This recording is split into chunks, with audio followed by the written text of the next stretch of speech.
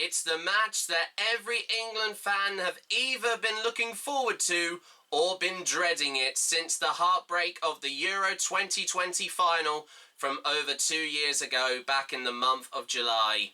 Join me, Jack Wright, exclusively live here on YouTube as you join me for a one-off episode of the very appropriately entitled Back Home, England Strikes Back, when we have exclusive live coverage of a vital qualifier match for England as they take on the current European champions of Italy at their home stadium once again at Wembley Stadium for the first time since the heartbreak, as I said already, of the Euro 2020 final. If England win this match, they will secure qualification for next year's Euros in 2024 in Germany. We'll have all live coverage and also exclusive match commentary from myself and also coverage leading up to the match in just an hour's time exclusively here live on YouTube. All you England fans out there, you certainly don't want to miss this match. See you then.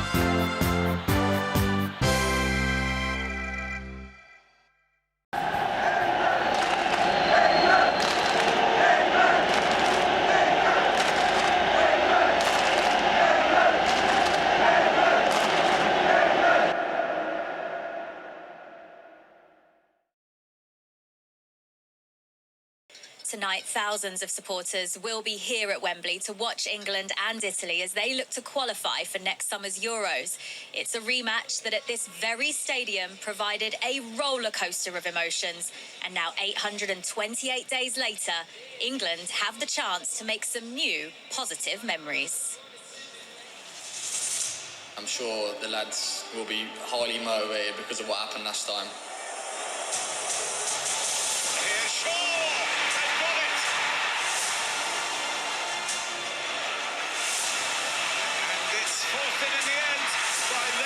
And Italy are level. This is the first time they're coming back to Wembley, so maybe get a little bit of payback. Pressure on a 19-year-old. And now Italy win. They're European champions. It's down to us now to go that one step ahead and win a trophy.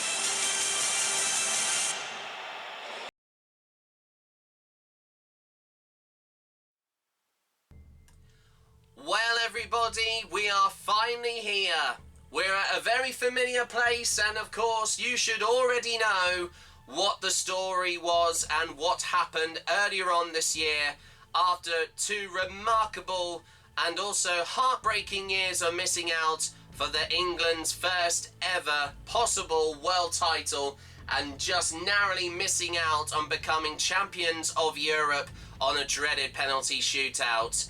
But this is a game that all England fans have either been really looking forward to or been dreading tonight, as tonight is a vital Euro 2024 qualifier match for England as they're against their old adversaries of, once again, Italy. But already it's first blood already to the Three Lions as they beat them 2-1 earlier on this year in Naples. Now they want to go all out for more redemption and revenge of being in the very familiar place of Wembley Stadium where they were over 2 years ago, back in the summer and also of the month of July back in 2021, when they just missed out on possibly being future and also European champions in men's football. But tonight, once again, just like what it was just a few years ago, it's part 2 of the Italian job for Gareth Southgate. But will England secure qualification with 2 games in hand as we edge closer to this very exciting and nail-biting match fixture? And with that very intense and also nerve-wracking introduction, a very good evening to all of you England football fans out there. What's up, guys? My name is Jack Wright, also known as Jackpot Button Lewis on YouTube and Real Next Gen King Henry VIII on Instagram here.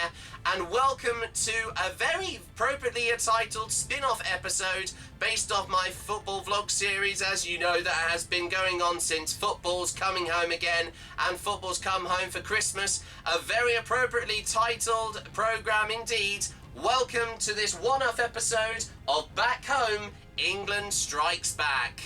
And it's appropriately titled that because that is what England, the national football team, the senior men's football team, want to do after an unfortunate poor performance leading up to from the last World Cup, when they, as we do already know, sadly they lost to the former world champions France, quite controversially, as we remember. And there has been this it feels like it's been an ongoing curse where the referees that have managed the previous major football tournament matches that they had previously have played England, they have gone against them. But hopefully, fingers crossed, that curse won't carry on. And also tonight is a huge match because once again, after the incredible performance and shock performance also for them beating the current European champions, like I said earlier on, of Italy back in Naples at the start of this year in February.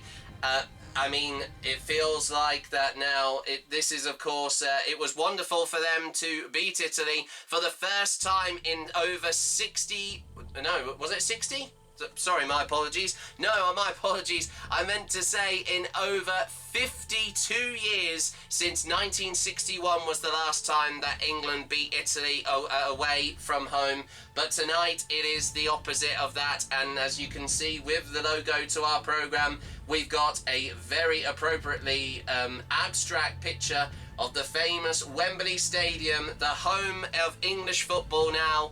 And of course it may not be the theatre of dreams like Old Trafford would be in Manchester, but of course it is the biggest football stadium in all of England, and also including the whole of Europe for that matter as well. But this is of course where we are for tonight, an essential and most nerve-wracking game that I'm ever going to watch, and also follow the England football team to hopefully the European chances to go through to, well, not just the European chances, but also chances to hopefully go to once again, the European Football Championships for a second time after the incredible performance they did over a few years ago.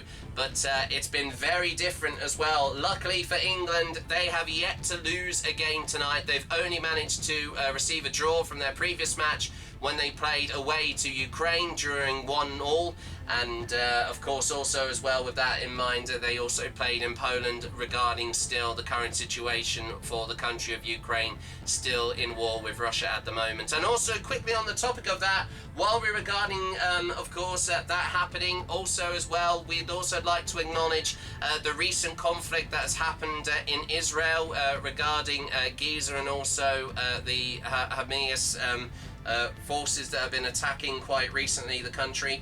And we've also got some breaking news here. According to the Metropolitan Police, and also this is from Sky Sports News from yesterday, that they are expected to heighten the security at Wembley Stadium tonight ahead of tonight's match. And the statement here from the Metropolitan Police saying there is a robust policing plan in place for the Euro 2024 qualifier between England and Italy at Wembley this evening, building on our shared experience with trusted partners in policing these high-profile matches and to ensure those attending the match can enjoy the sporting occasion. Giving the events yesterday in Brussels, where unfortunately two Swedish people were shot by someone who was part of the ISS group as well, who had connections with Hamas as well. They also, those that are attending the match can be reassured and that they will see a highly visible policing presence and officers who are there to ensure the event passes off safely and provide reassurance for those attending. So that's good news to hear about that. And also I thought that was going to be put in place because, as we know, the last time when England played here, or Italy for that matter, when they played against England here over a few years ago on that unfortunate night when the Euro 2020 final took place, a load of England fans even tried to trespass into the stadium without tickets. And there was a lot of course, brawls involving the final match result after missing penalties, and racial abuse aimed at three particular players of Jadon Sancho, Marcus Rashford and Bukayo Saka. But since that has happened, that is of course something that the team have stayed well away from, and I know that was quite impactful, as you know already, from the time which I remember seeing that match. And even though I hated the Italians that night, and no offence of course to them, they are a good team, but I honestly don't think they did deserve to win a few years ago because of how dirty they played as well as also some poor decisions also by the Dutch referee Bjorn Kuipers, who also done that match as well also. But of course, without too much doom and gloom, and we haven't got long everybody, because we are only just almost 45 minutes away, or no, actually my apologies, almost 30 minutes away from kickoff, exclusively live from Wembley Stadium. We'll be giving you live extended coverage of the match. We'll be having live commentary from myself, and I will of course be unfortunately I'm not going to be heading into the living room of my house at the moment, because my mum and dad and my sister Hannah are quite busy with other things, and of course they think it's more important to watch something than just this vital football match. But it's entirely up to them. I'm not shaming them at all in any way.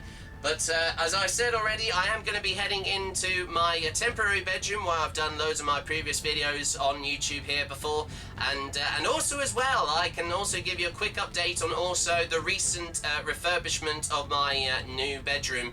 Of course, my previous bedroom before I moved into the yellow one, as you have seen many times on my theatre vlog series of Theatre See It Safely, which that will also be returning very, very soon. And also, there'll be a little teaser because later on this week will be a very exciting celebration all themed around the musical theatre world and also the industry of theatre as well, and for that matter too.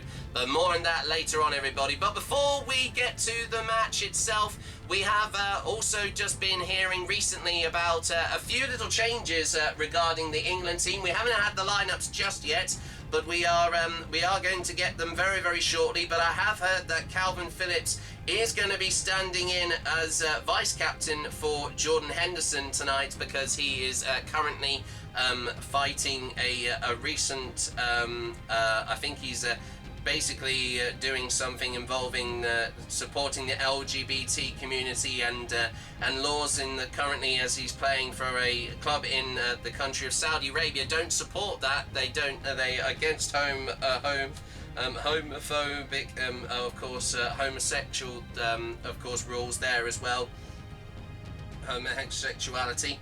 And of course he is going to be in his place as well. But also as well, we didn't play our best team in a previous friendly also against Australia earlier on from last week as well. And we can also quickly hear from Gareth Southgate. We also will have another quick interview from him briefly leading up to this match as well. And let's hear quickly from also the Channel 4 sports team, of course, the football, of course,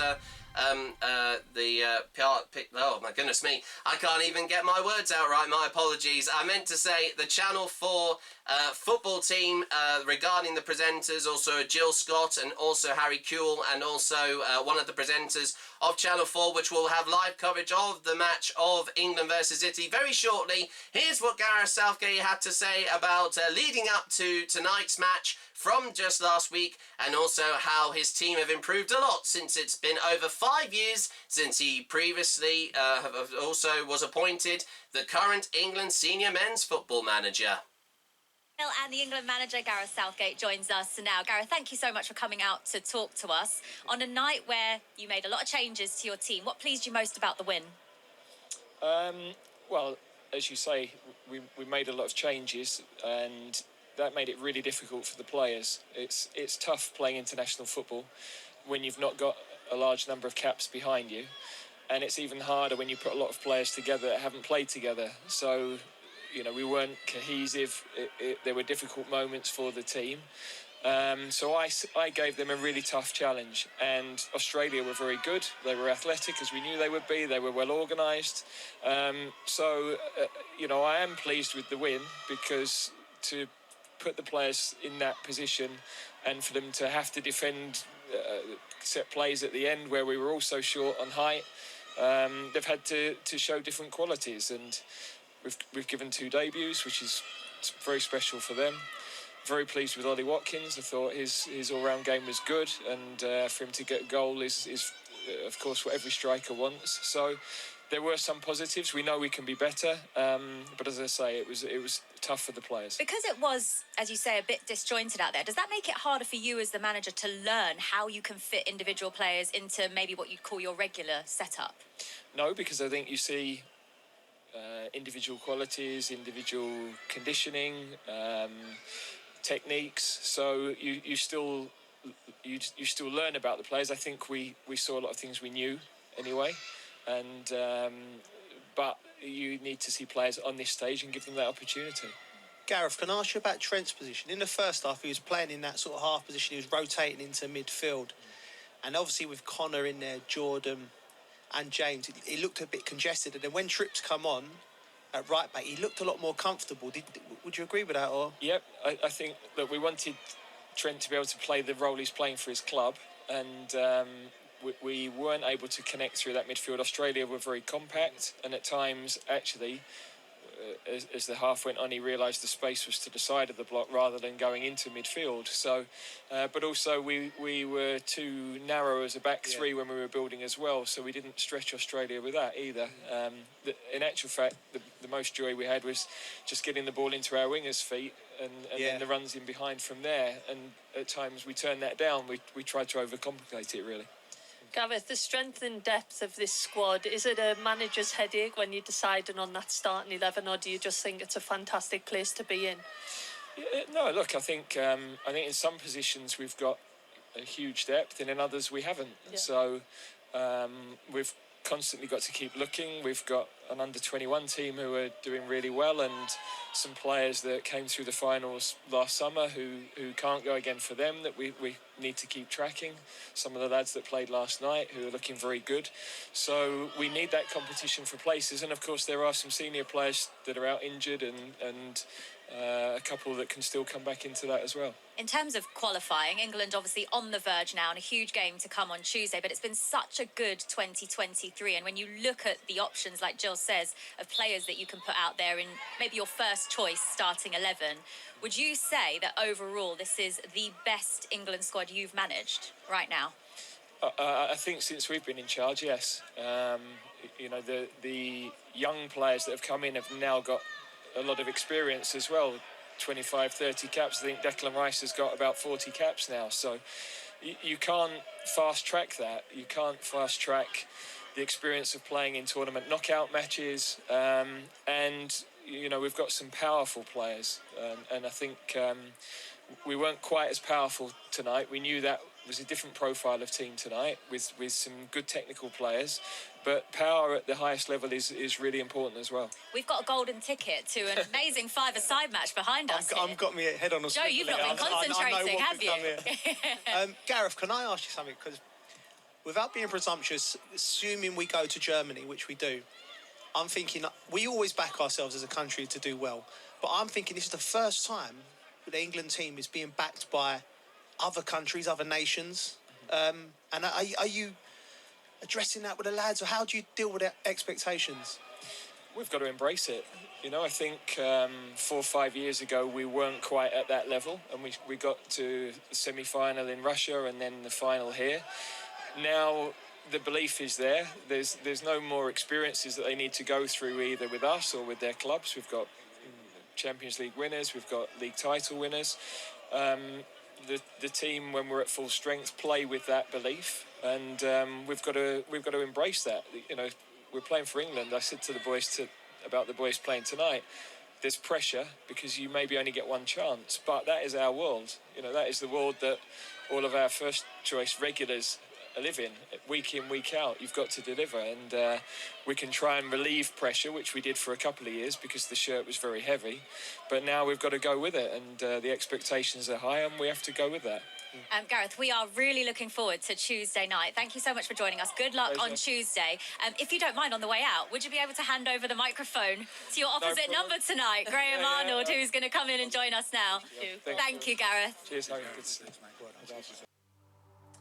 Well, that's great to hear there from Gareth there, and very appropriately, you're talking about, as I said already earlier on, with this year being 5 years since he was appointed the new England senior men's football team manager, and very appropriately, because I remember when I heard that interview just from last week from him after the friendly there against Australia. He may not have been playing his best team, but he is going to be playing hopefully his best lineup for this vital qualifier tonight. So we, of course, hopefully will be seeing the likes of Harry Kane and also Bukayo Saka, who's been playing very well recently in the qualifying round of this year's, of course, European qualifiers for UEFA Euro 2024 Germany, and I'm really looking forward to seeing what they can do. I mean, they did actually play quite remarkably well last time they played Italy, because remember, if you might remember, Luke Shaw did unfortunately receive a red card for an unfortunate late tackle, and I think it was also regarding a few of the players even got yellow cards for time wasting as well. But despite that happening, and even though playing with 10 men, they managed to hold off a very aggressive Italian side and managed to win 2-1, with goals coming from Declan Rice and an amazing penalty scored by the captain Harry Kane, which also was the goal that when he scored that in that match, that was the goal that sealed his new place as the all-time goal scorer for England in the football team, for the men's senior football team, of 53. But now he has scored quite a few throughout here, and I'm sure that he's almost about to hit the 60 goal marker in his entire career for playing for England. So, but it's going to be very exciting to see if he can do that well also. Well, with that being said, there's nothing else much to say, and we're getting very close to the start of this match. Well, everybody, without further ado, it is time to see if England can get sweet revenge and redemption against the Gli Azzurri. As everybody, join me now with exclusive live coverage here on YouTube and on this spin-off episode of Back Home, England Strikes Back. It's time for this vital European qualifier match for the UEFA Euro 2024 in Germany. It's England versus Italy at Wembley Stadium.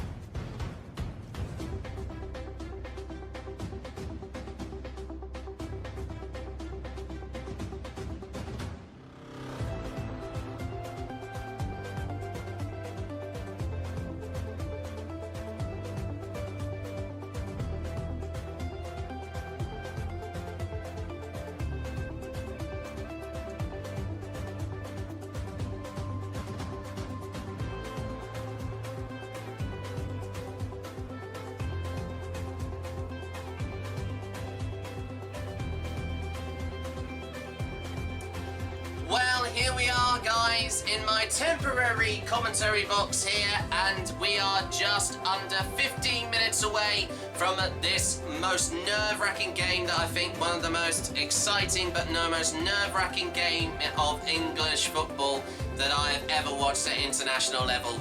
Once again, here we are, everybody, as it's this vital UEFA European Qualifiers match for, once again, UEFA Euro 2024 in Germany next year.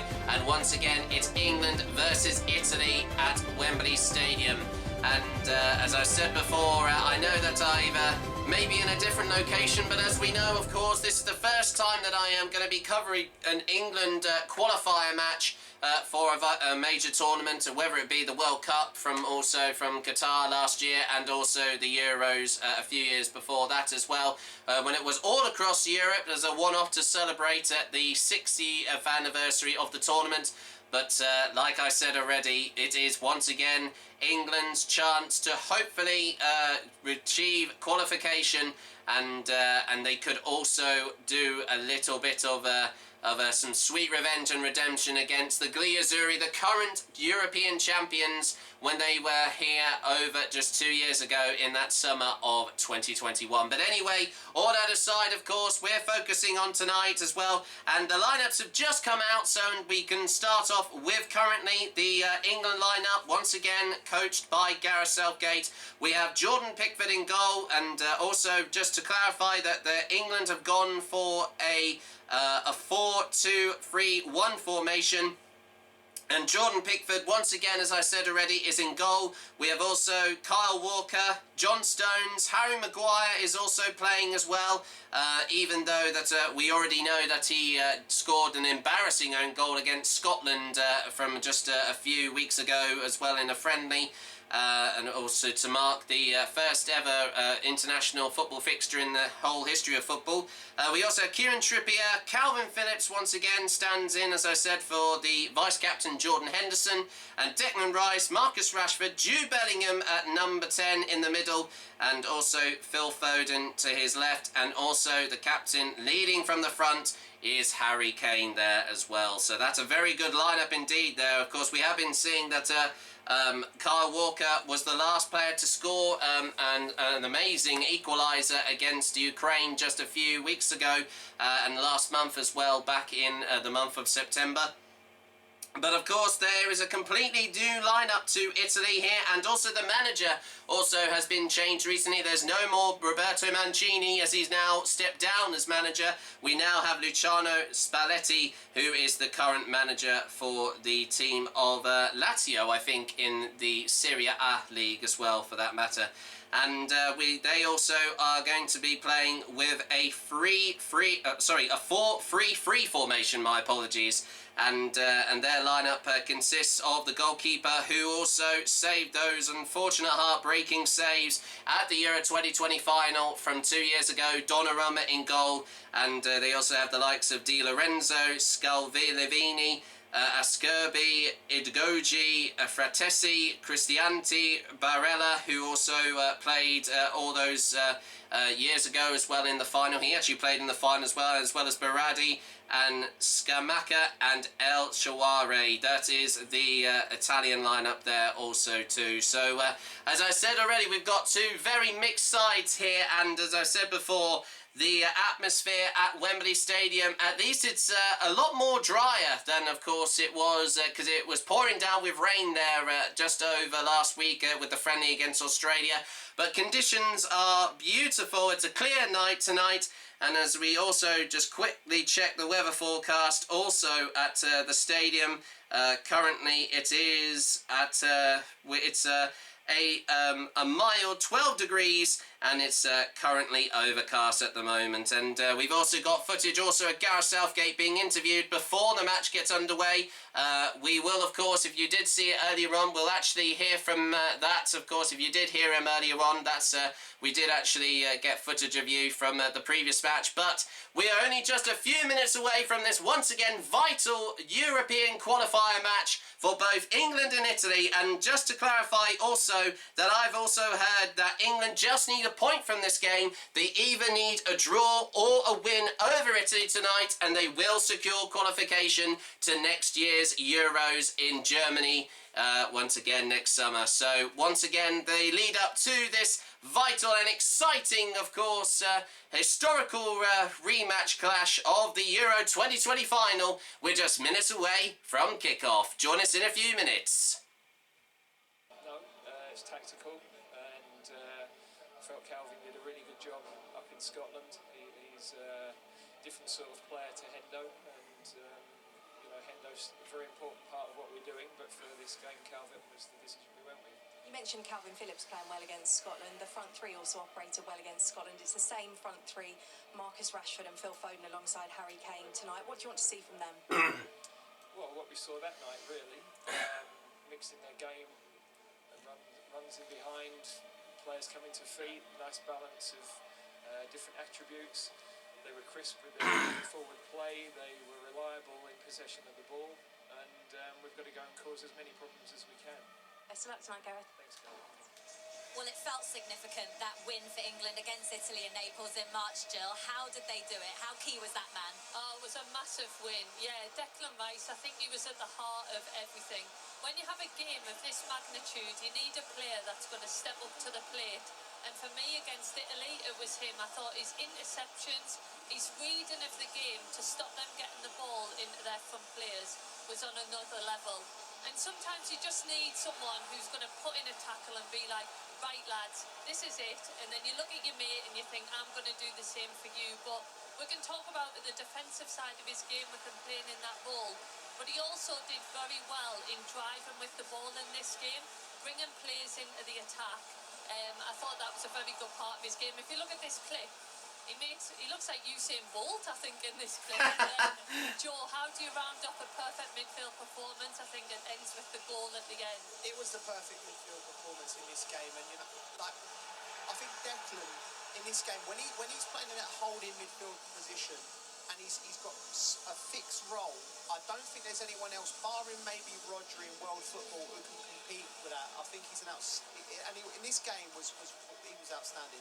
For Italy, Gianfranco, it's a new look side under this new manager. Barella and Berardi particularly are standout players for you. Why? Well, Barella in particular I know very well, and in my opinion is the best player we have in Italy. He has the ability to see the pass, as you can see there, but also he can finish, like you can see here. He's a complete player. He also works very much defensively, so I like him very a lot. While Berardi is another complete player. This year he's been standout in the league. He scored 5 goals out of 6 games, and I like him. He can score, he can assist, but also he works hard for the team. So both of them, as I said, they're very modern players, and I like them very much. Okay, well look, there is not long to go until kickoff. Well, some very strong words there said from former Italian player Gianfrancesco Zola. Waiting for the teams to emerge for England's biggest game of the campaign so far. Despite a few nerves around the stadium, there is certainly a real buzz around this current England side. They have got the players, they've got the form. Now, can they get the job done? Join us after the break to find out.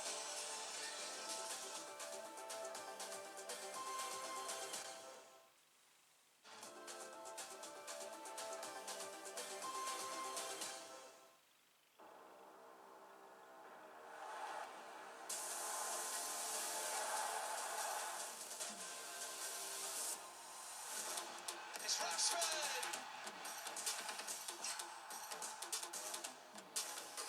Took the phone and into the back of the net. And then Kane has him. What a moment for him. Declan Rice. Just the scrum they were looking for. Yes, we are almost at kick-off here at Wembley, where England are looking to clinch Euro qualification and extend their 7-match unbeaten run in 2023. That run started with that impressive away win in Italy back in March. So can they repeat the trick at home, or can the visitors spoil the party just like they have before here at Wembley? Let's get you to our commentators for this big game tonight at Wembley. Dion Dublin and Steve Bauer. Evening, guys. Good evening, gentlemen. Good evening, everyone. So, England versus Italy at Wembley again. As the European Qualifiers anthem plays around Wembley for the first time. And their place in Germany next summer is secure. There's only one match in between them here, and can they do it here against, of course, the current European champions? Head-to-head again.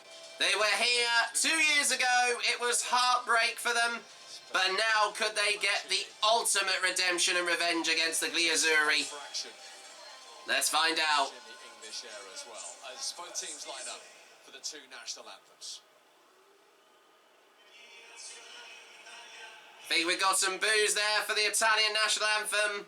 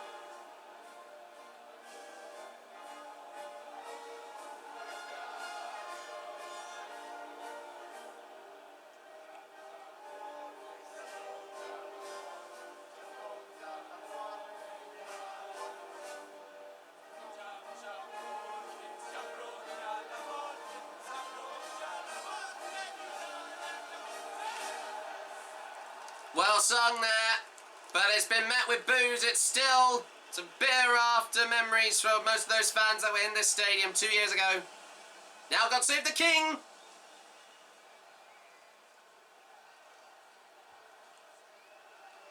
Lord save our gracious King, long live our noble King, God save the King. Send him victorious, happy and glorious, long to reign over us. God save the King. Come on, England! They have been in this situation before, but last time they had the first strike, England, Now they need to do what they should have done over 2 years ago, and I know they missed out, but this is a new England. Could they finally beat the European champions here at their home stadium? Just a quick reminder that Harry Maguire and Declan Rice are both on yellow cards from the previous match against Ukraine. But I think those cards will be abolished if they don't receive another yellow card for tonight's game. Well, of course, if that would happen, worst case scenario, one of them would get a red card, like Luke Shaw the last time they played Italy back in February in Naples. They have a photo there. Lovely to see them wear the home kit again, and this is the second time you may have seen me wear this, of course, since my Dear England review, when I reviewed that play. More information about that as it makes its second week in the West End at the Prince Edward Theatre. And tonight's referee is Clément Turpin from France.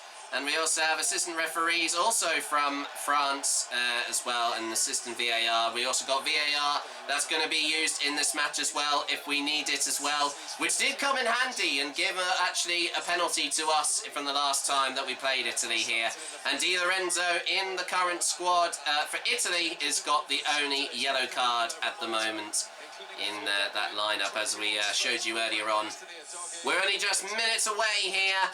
And can England, with 2 games to go before their last 2 ones next month in November, could they secure qualification for Euro 2024 in Germany?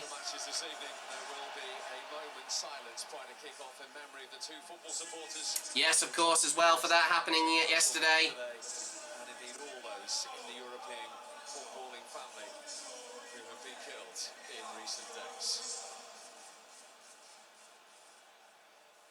Wait for the referee's whistle to start the minute's silence.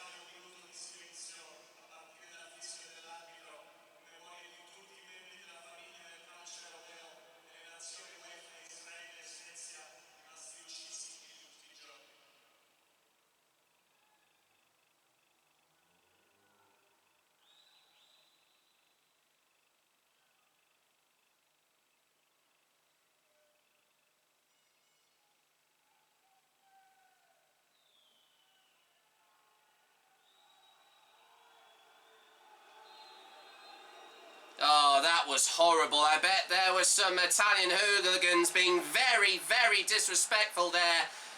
Just goading a reaction there, as we just see the England players are very annoyed there, shaking their heads while they were standing there. I knew that would happen, honestly. That is not a good thing. Extremism shouldn't even exist. And of course, utmost respect, and also sending positive and hopeful, of course, optimism for the upcoming few weeks of conflict in Israel. But England are going to kick off here.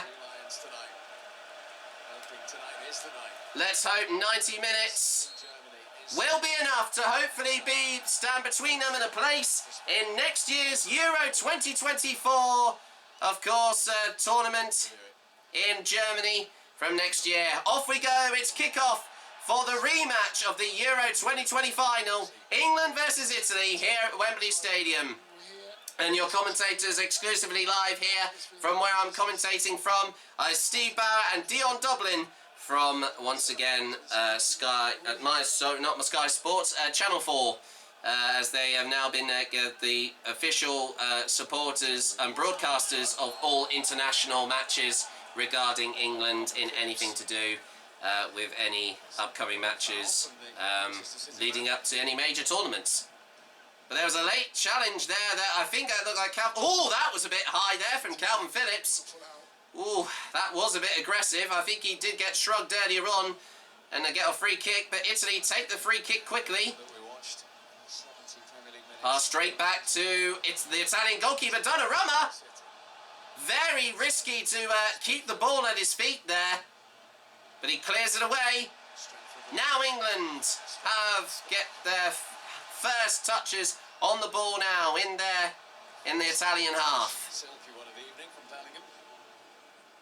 Well, I'm sure that he has been playing very well recently, especially from the last World Cup in Qatar, and especially with the incredible season he's had after leaving Borussia Dortmund to now play at the incredible high class and high level Spanish football club of Real Madrid. He scored 11 goals on 10 occasions so far, and in his only few months playing for the club so far.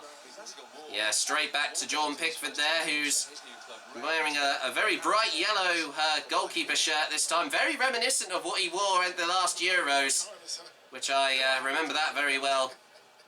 And he hasn't gave away a load of goals so far in this campaign period. Once again, England have what a great counter-attack here. Great pass. Here's Kyle Walker. Up the right side, crosses. Heads in, but headed out from the Italian defence. What a chance now, Kieran Trippier. Passes it back to Declan Rice. Now John Stones. Calvin Phillips goes back, passes it back, and him, and then Jude Bellingham. Marcus Rashford. Declan Rice again. Quick passes here. Italy retreat. Yeah, being very defensive at the moment here, Italy. They've definitely had a bit of an early wake-up call with a great early chance there, even though one can get into the Italian box there for England. But it's a good pressurising start there from England here. And this is very important if they want to try and score here, which could possibly happen. Oh, what a nasty tackle there on Marcus Rashford. But the referee says play on. Why there was no call for a foul? Oh, good chance. Headed there from one of the Italian defenders. Jude Bellingham there nearly got a chance on goal there. But he shrugged that off, that very aggressive challenge. I'm not sure if that was done deliberately there from the Italians. It feels like they have still resorted to dirty tactics here. He got away scot-free there. That was a very scrappy 50-50 challenge from one of the Italian defenders there. But England still have possession. Kyle Walker.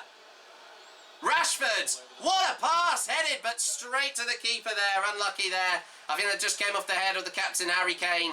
And an easy save for Donnarumma there. But Donnarumma kicks it out, not with a very long kick there, but they just do enough to clear it away from danger.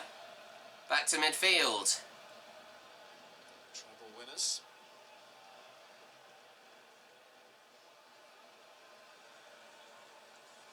And straight back to Jordan Pickford. Stones. And John Stones again. England are just biding their time here. As you can see, that's given a chance for the Italian defence to move up slightly. England, like I said, just biding their time. That was a great kick there from Jordan Pickford, but just intercepted there from the Italian defence. Those long passes and long lob passes are going to be critical, I think, to get any set play chances here for England here. And what a great volley kick there from Jordan Pickford as he kicks it back upfield from the midfield mark. Back into the Italian half. Teenager Giorgio Scalvini of Atalanta. Good tackle. Yeah, referees calls advantage played there. Wrestlers play on there. What a great challenge there. Great tackle there. I don't know who that was there for England, but yeah, Gareth liked that as we watch him from the sideline with his assistant manager.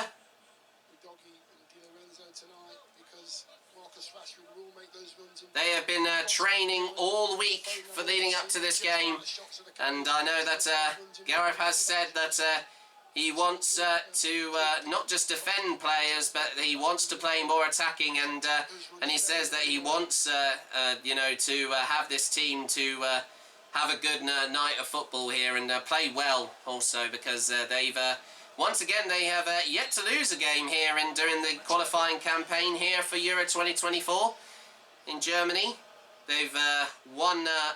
I think it was, to my knowledge, I think they've won 6 games so far, and they've only drew 1 so far. No, my apologies, that's 5 wins and also 1 draw, because there are 2 other qualifier matches later on in November, both of North Macedonia and Malta, that will decide whether they qualify or not. But I'm sure, as I've said before, the current situation, England just need a point from this game tonight. Either a draw or a win will secure qualification to the Euros next summer.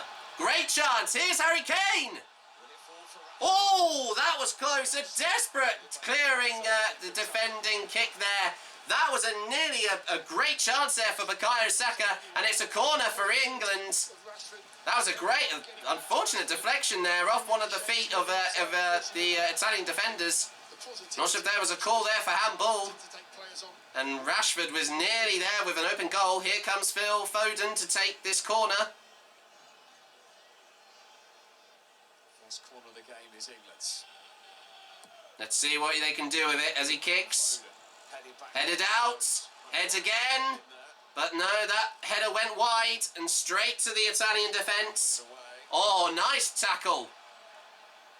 Brilliant there from England. Really, look at this, incredible. Oh, that was an aggressive tackle there. I don't know who that was. I think that was Calvin Phillips again. They are not letting up here, England. They are putting so much pressure on here, but no, I think that was a yellow card.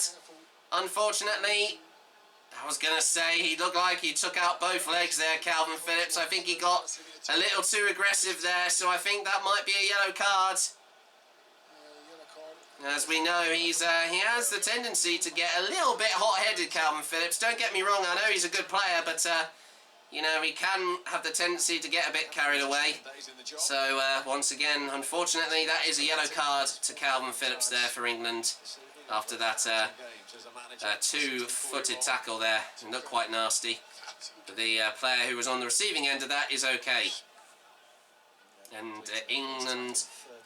Italy take the free kick quickly as we come up to the first 10 minutes elapsed of the first half. Oh, another late challenge. I think that was on John Stones there from Odogji there. And there you go. The referee is, and there you go, in the space of a few minutes, the opposing side, Italy, that tackle from Odogji there. Oh, he actually grabbed his midriff there, or also just the waist there. I don't know, that looked like a rugby tackle there. He couldn't get away with that there on that challenge on Phil Foden, so it's a yellow card there to Italy there. So, in just the space of a minute there, of course, both teams have got a yellow card. And once again, just coming up to the first 10 minutes elapsed already of the first half, and England and Italy are still goalless here at Wembley here in this essential qualifier for Euro 2024 in the European Qualifiers. Once again, it's still 0-0.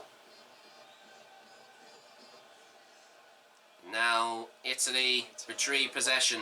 Euro success.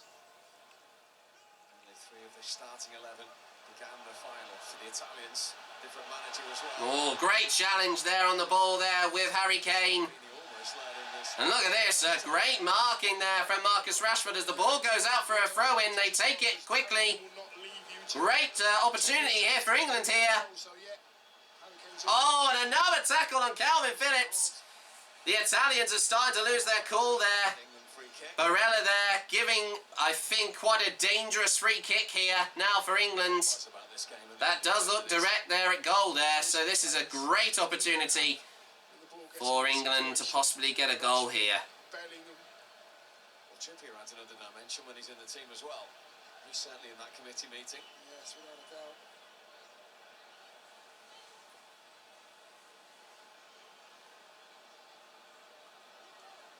Rashford stands by to kick Now in discussion. the ball for this first free kick. Directly at goal here for England. Donnarumma standing on the right side post, barking instructions to his defenders.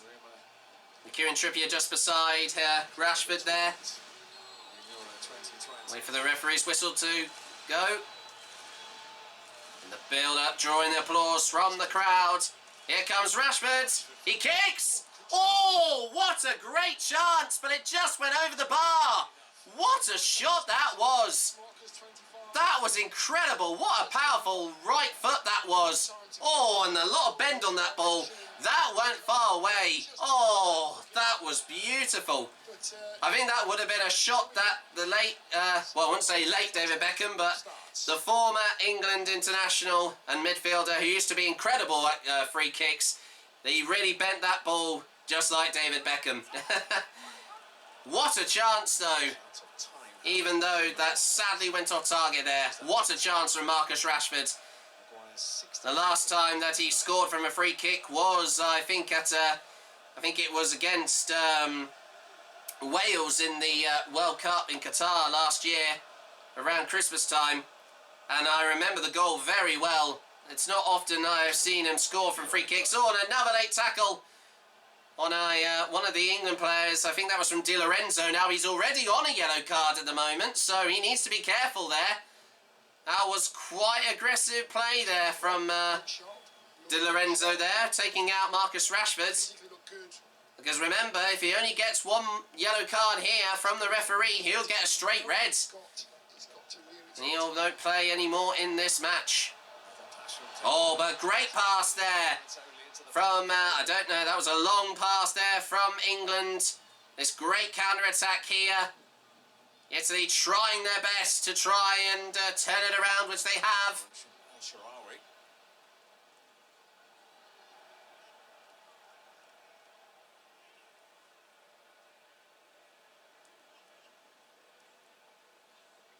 This has been a very good performance so far from England in the first 13 minutes of this match, and they've got 68% possession to, I think that was 32 there for Italy so far of the ball possession. Back to the Italian keeper Donnarumma. Kicks it back to midfield. Declan Rice hoofs the ball up the pitch. Great header there from Phil Foden. Nice shielding there from Calvin Phillips. Really, look at this. They're really putting the pressure on here, England, onto Italy here. They're not even giving them any time on the ball here. Whoa, that was a bit risky there from Donnarumma. I don't know why he had the ball at his feet there. He was a little bit slow to clear that away. That could have been a point-blank chance on goal. But here comes a counter-attack from Italy out of nowhere. Shawari now on the left side. Number 22. But a clearing kick, but Italy have possession. There's still a chance. Oh, no, that was unfortunate.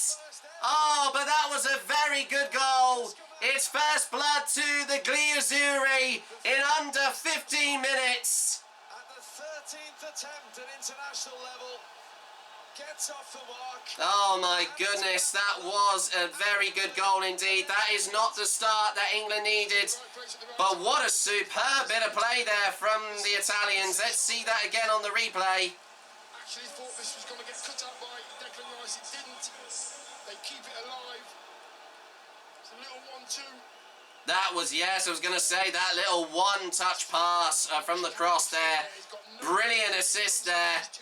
That was a very good goal. Fair play to them. That was a very good finish. Look at that. Pickford was nowhere near. It was over his head. Look at that. That's poor defending. Really poor defending. Well. I certainly was not expecting that from England. That is quite a painful start there for England. So, once again, England, it's not been a good start as they give away that incredible goal there from Italy. So, once again, after 15 minutes. It's 1-0 to Italy over England here in this, once again, essential UEFA Euro 2024 Germany qualifier. So for the second qualifier in a row, England concede first. I don't think I got a chance to see who scored that goal, but I can just quickly check on my phone here if it did actually come up. But there was a foul there. He's actually only started 2 Serie A games this season. There were a few eyebrows raised, as I say, when he was in. There's just a quick update here. It's a little bit slow here. Where he feels he's got a point to prove. Yeah, exactly. Yeah. Look at what I can really do when the ball's flashed across the box like that. He may have come from deep, but he still has to be picked up, especially when there's danger out wide. Well, I only knew it was only going to be a matter of time. I wasn't expecting Italy to score first, but that was unfortunate there from England, giving away that goal. Expecting to see Bake Off.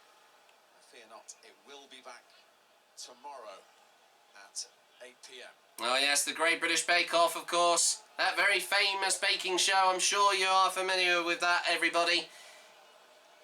But of course, it's all about the football tonight here. And I'm trying to see who scored that goal there. My apologies on the little delay here. But here is England, Italy again here. In possession once again. And that was Scamacca there in the 15th minute who scored that goal. As we continue on with this, of course, match. Less of a handbrake on. But despite that goal, England are not feeling fazed by it. They have been in this situation before. I know that they were the last to score the last time they played against them in Naples earlier on this year. But here's a good another chance here for Italy. Another chance on goal! Oh, great defending though. And a desperate save there. Great defending there from Carl Walker. He keeps it alive for England. And John Pickford says, come on, calm it down, calm it down. They can't give away too many chances here. They've already made a mistake giving a goal away already in just the space of a few minutes. But unbelievably, we've just had a score update also because Malta and Ukraine also play and the other teams in, I think it was Group C at the moment. And they currently lead 1-0 over Ukraine at the moment, over in Valletta at the moment. That's incredible, amazing to see that Malta have scored first there. I know that they haven't won a single game in the group so far. And also England annihilated them earlier on this year with an incredible, I think it was a 5-0 win over them, to my knowledge. I remember very well. And move it quicker, all over the pitch. They most certainly are. They need to start playing a bit more, with more pace here, like what Italy are doing here, England.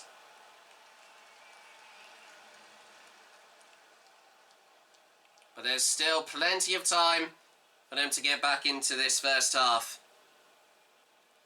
As we're only just a few minutes away from halfway through the first half of 23 minutes.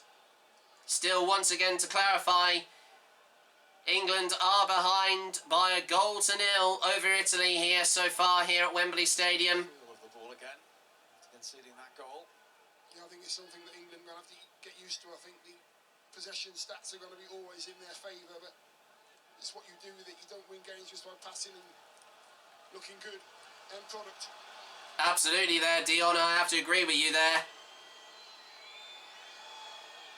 I know that Ukraine were the first to score in the last game that England had in their qualifiers for Euro 2024. And I know that it was quite the surprise result after the incredible 3-0 win they had here at Wembley earlier on in the year. But they have improved a lot since the last Euros, Ukraine. Especially from the incredible 4-0 thrashing they did over 2 years ago in at the Stadio Olimpico in Rome. But anyway, back with England here. And I think that's Harry Maguire there, passing it now from Calvin Phillips quickly to Declan Rice. Jude Bellingham, Marcus Rashford. Oh, look at that. I was going to say he was marked again and taken out again. Referee says play on though. He is on the ground again. Marcus has definitely been taking a pounding so far here. This is unbelievable. He has just been a marked man here. And it goes out for a throw-in. I can see why, as I was saying, that was a little bit a bit unnecessary there. It looked like one of the Italian players tried to put his arm round his neck. So, yeah, I think that was a little bit unnecessary there.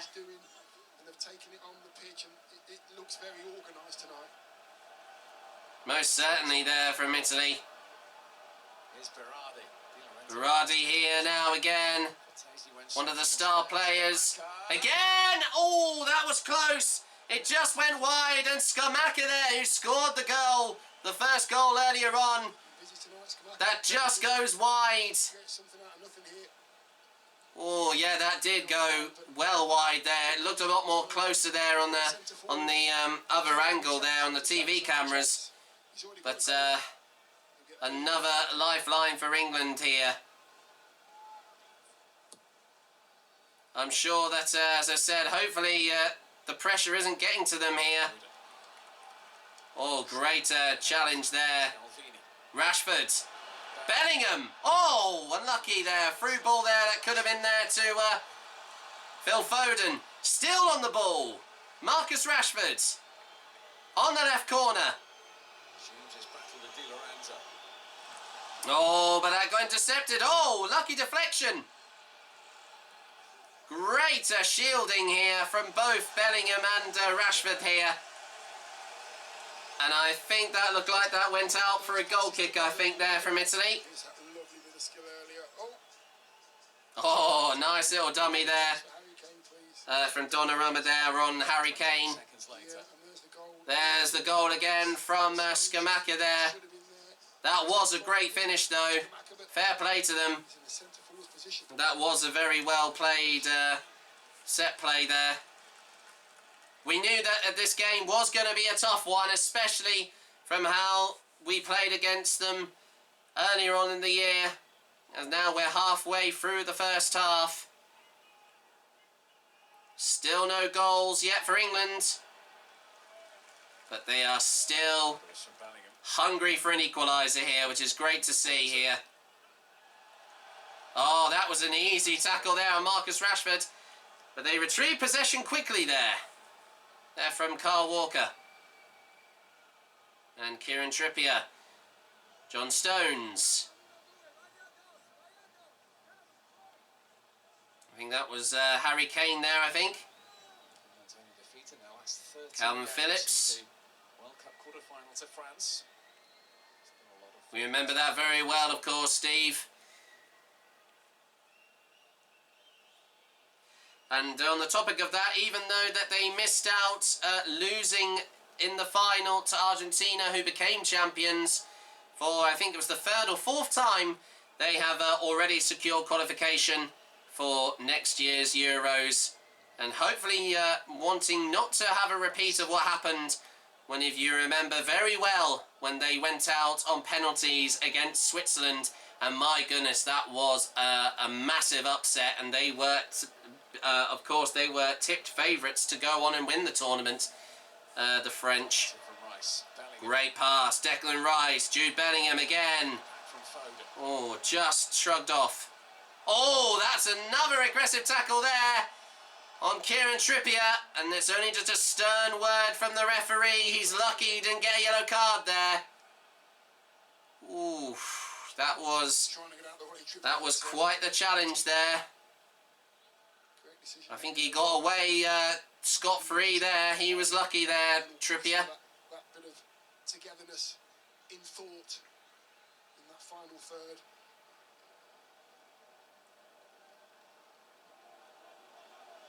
Great pass back. I think this is John Stones here. Harry Maguire.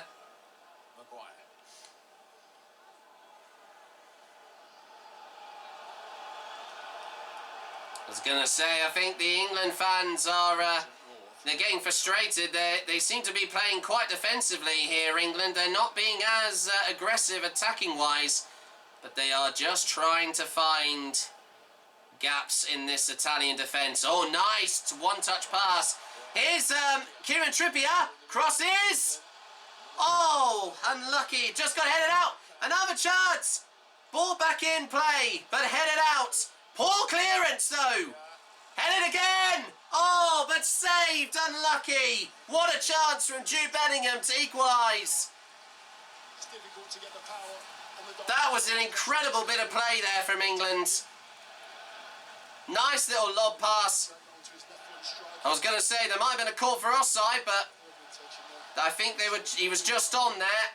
And, well, it was just aimed straight at the keeper there, sadly, there, Jude Bellingham's header. But England still, once again, have possession here. Whoa, and Berardi, with a late challenge of one of the England players. I think he's having a little go at the referee, but he's definitely a bit frustrated there. But no yellow card, though. Oh, nice back heel. Beautiful. Oh, here's a chance. 1-on-1. Oh, but there was a tackle in the penalty box. And I think sorry, not the keeper. The referee has called it. It's a penalty for England. Oh, my goodness. What a chance for England here.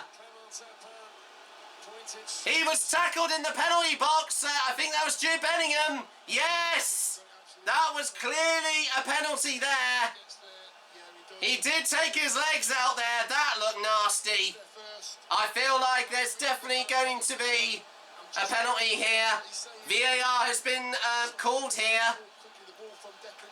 Now, I'll be very surprised if that ain't a penalty, because he did tackle Bellingham there in the penalty box. He just goes off. Just to have a few words of encouragement from Gareth Southgate. We're just going to check here from the referee here for a potential penalty check. I was going to say, if it is going to be a penalty, this is a great opportunity for England to get back into this game.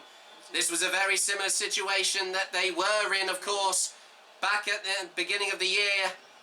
And Harry Kane scored a vital goal to take him into the lead at 2-0 from half-time. We're still waiting for the verdict from the referee here. They're taking their time here.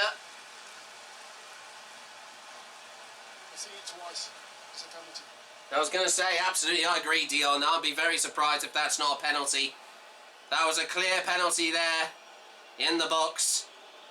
The referees just want to make sure that they are going through it as thoroughly as possible here, as whistles and boos echo around Wembley Stadium as we wait for the verdict.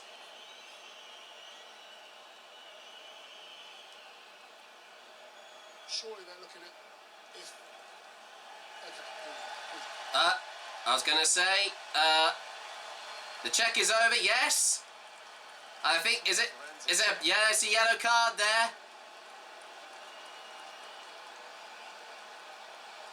And it is a penalty, yes. Harry Kane is going to take this penalty here. For the 55th time. Come on, Harry. Get that ball in the net. And this will be a vital equaliser for England to stay in this game. Come on, Harry. Please don't miss this.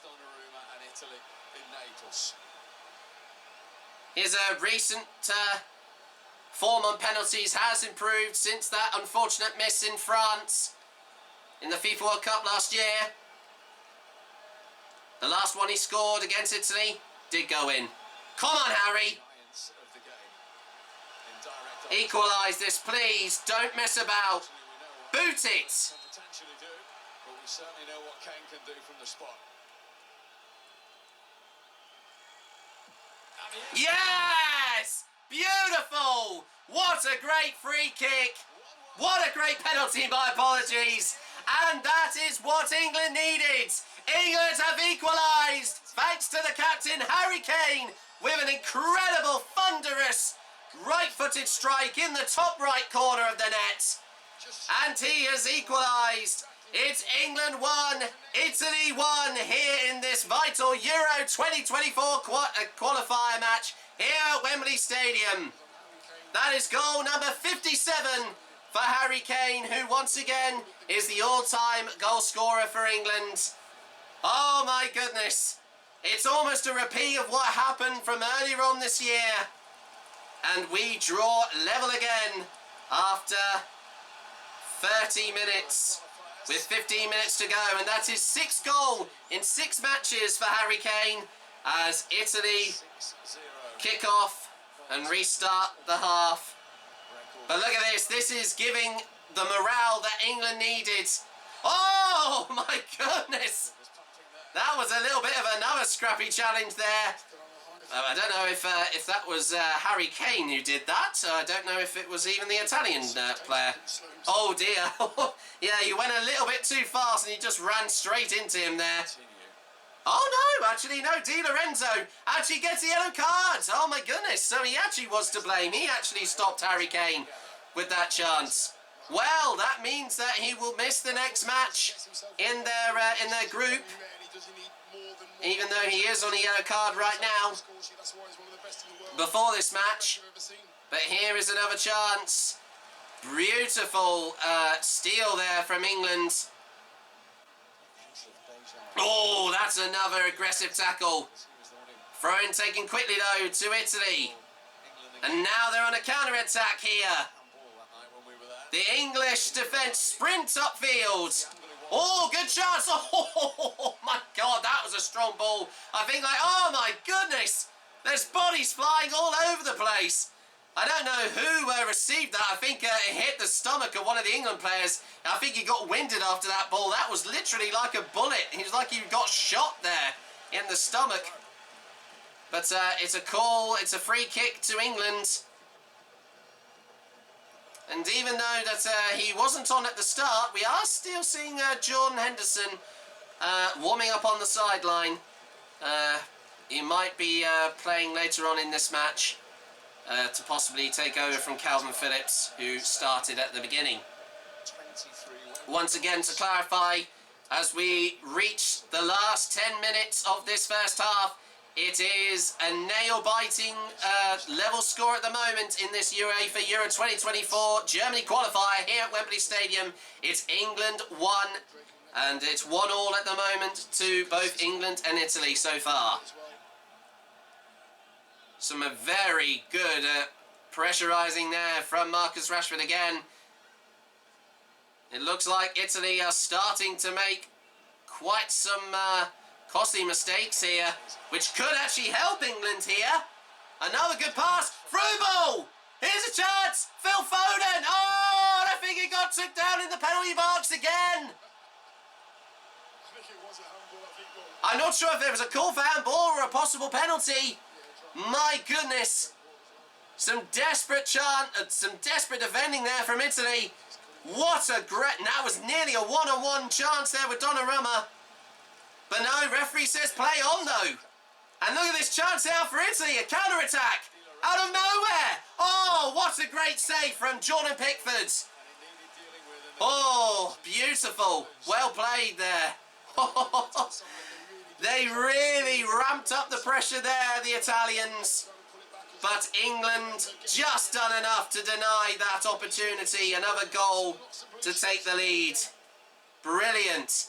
It's a corner though, and Berardi is going to take this for Italy. So Italy's first corner of the game. And my goodness, what can they do? But no one was on the receiving end of that. Great defending there. I think that was from Harry Maguire, who heads it out. And it is a throw-in just on near the corner flag. Igdogji is going to take the throw-in, number 6 for Italy. He's had started all 8 of Tottenham's Premier League games. Italy debut tonight on the back of his substitute appearance on Saturday. Still only 20. Wow, that's amazing. I think he's actually one of the youngest players in the Italian lineup tonight here. Of course, the youngest player, as we already know on the England side, is Jude Bellingham at 21 years of age. But Bukayo Saka now is one of our youngest now at only, I think he was, only 19, I think, at the Euros when he made his debut playing for England 2 years ago. But even though that he's not on the field at the moment, he is standing by to possibly score and bang in a few goals for England tonight.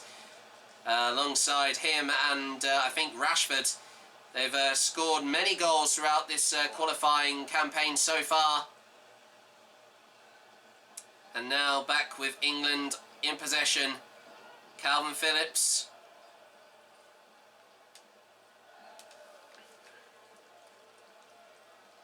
As they go halfway to the halfway line of the pitch. Great lob pass there to, I think that was from Carl Walker. Passes it back. Finds Kane here. Harry Kane, the captain. Rice, Declan Rice. Carl Walker again. Passes it back to Rice. Maguire. And now Declan Rice again. Ooh, unlucky. That was a risky long pass there. And this could be a possible another counter-attack for Italy. Oh dear. It looked like, I think, one of the ball went through one of the legs of the Italian players there. So he nutmegged himself rather than passing it back to his own players. Marcus Rashford. Look at this. All of a few Italian shirts mark him and swarm all over him here. But they just get it back and clear it away just before the goal mouth. Good tackle again there from Italy.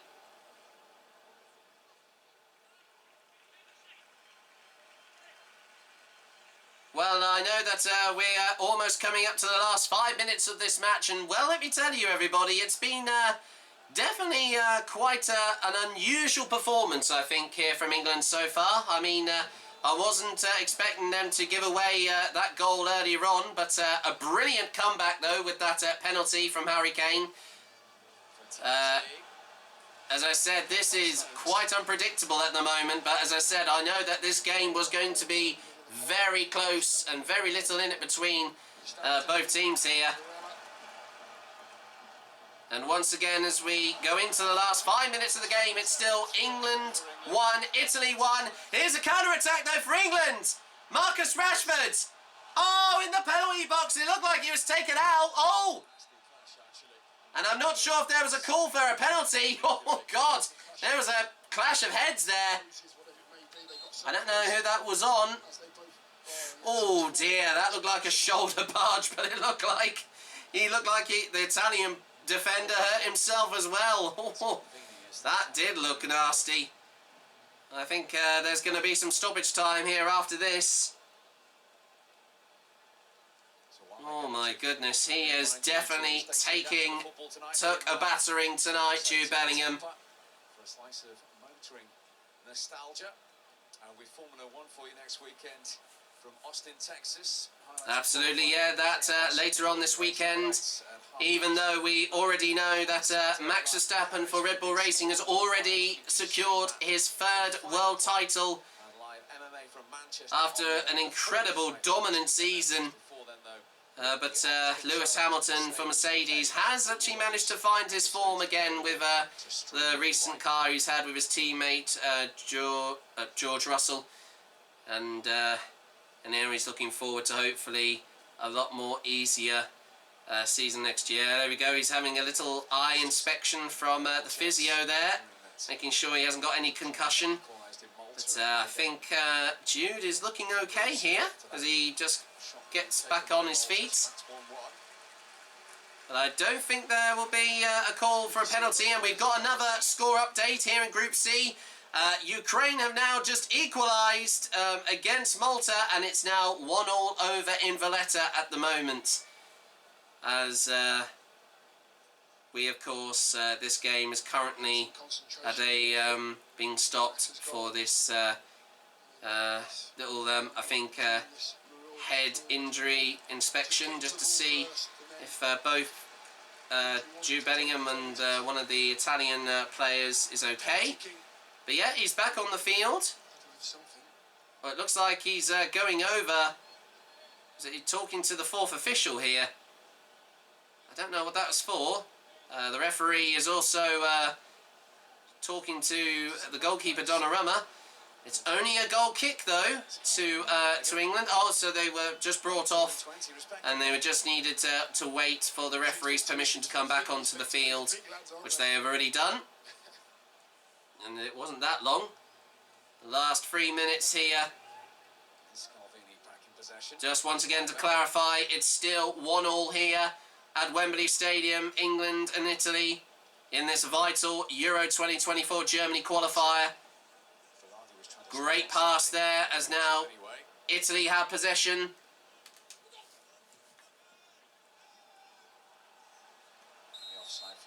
Oh, but there was a call for offside there.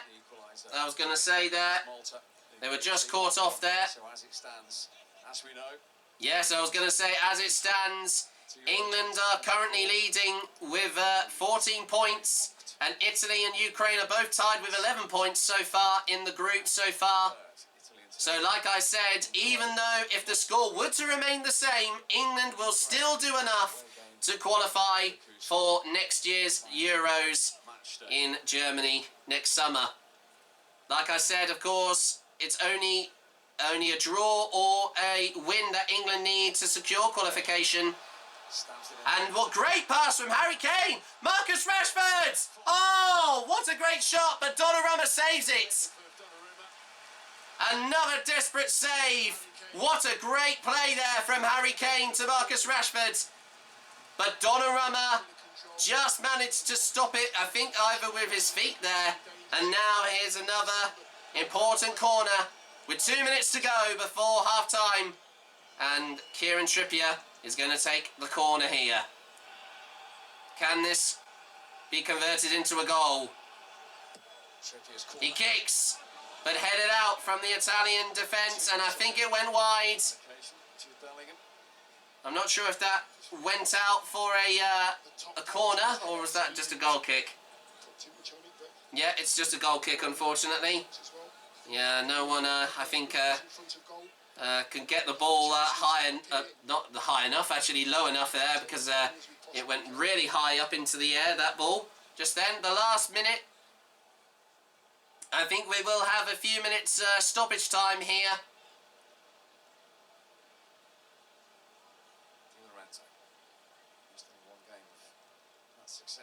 A great long pass, but straight to the England goalkeeper, Jordan Pickford, who rolls the ball out back to John Stones. Now Declan Rice, Trippier.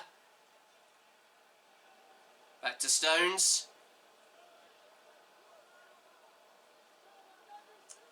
Rice. Stones once more. A lob pass. Beautiful there to Jude Bellingham. It goes loose. Straight back to the Italian defence, straight back to Donnarumma, the goalkeeper. And we have 3 minutes at a time here at the end of the first half. All the stoppages from the recent clash there with Jude Bellingham and one of the Italian defenders.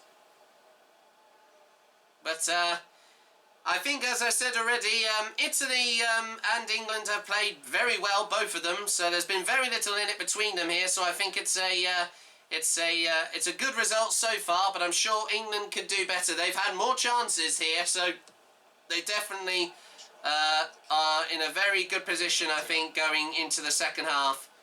If they can get some, possibly some subs on, they can make all the difference here if they want to win this game here. There's still a chance in it for England here.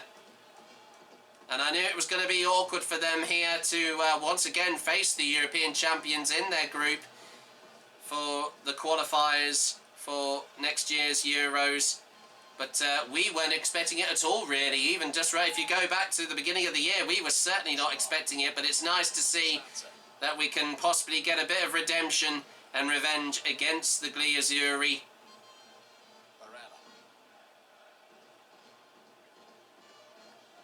There have been a few aggressive plays that Italy, you know, they haven't been the cleanest so far, but it's not to say that we have been just as bad as them. We've managed to get away a few times.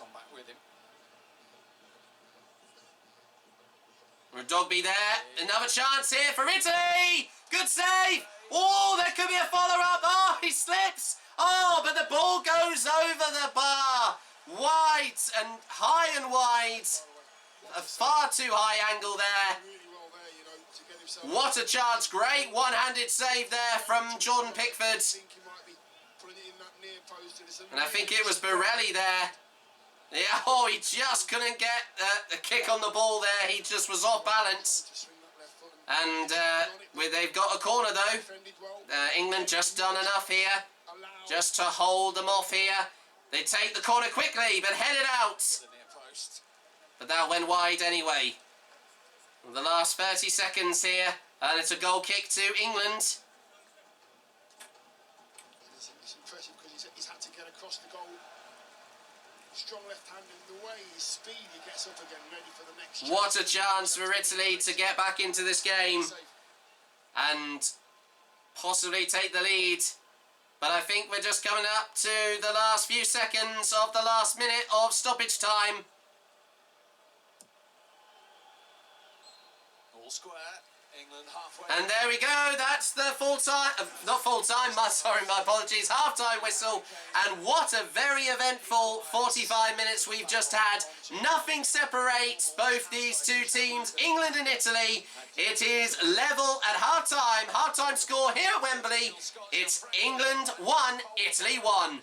Join us after the break for the second half. Italy 1.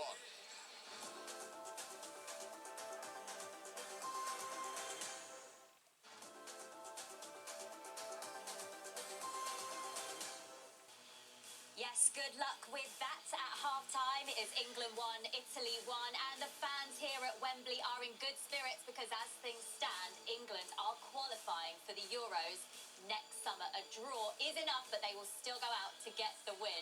And we've spotted a few banners in the crowd that we liked, and we want you to pick your favourite here, guys. This one, first of all, can you fulfil my dream of a picture with you? And this is my personal favourite. Jack, can you sign... I'm not sure what that says, but I'm going to guess it says a scarf. I hope it says a scarf. What's your favourite? Yeah, sign my car. Can you sign her calves? It's so big, the cows, not calves. It's interesting to know that they actually haven't been mentioned since the last Euros there.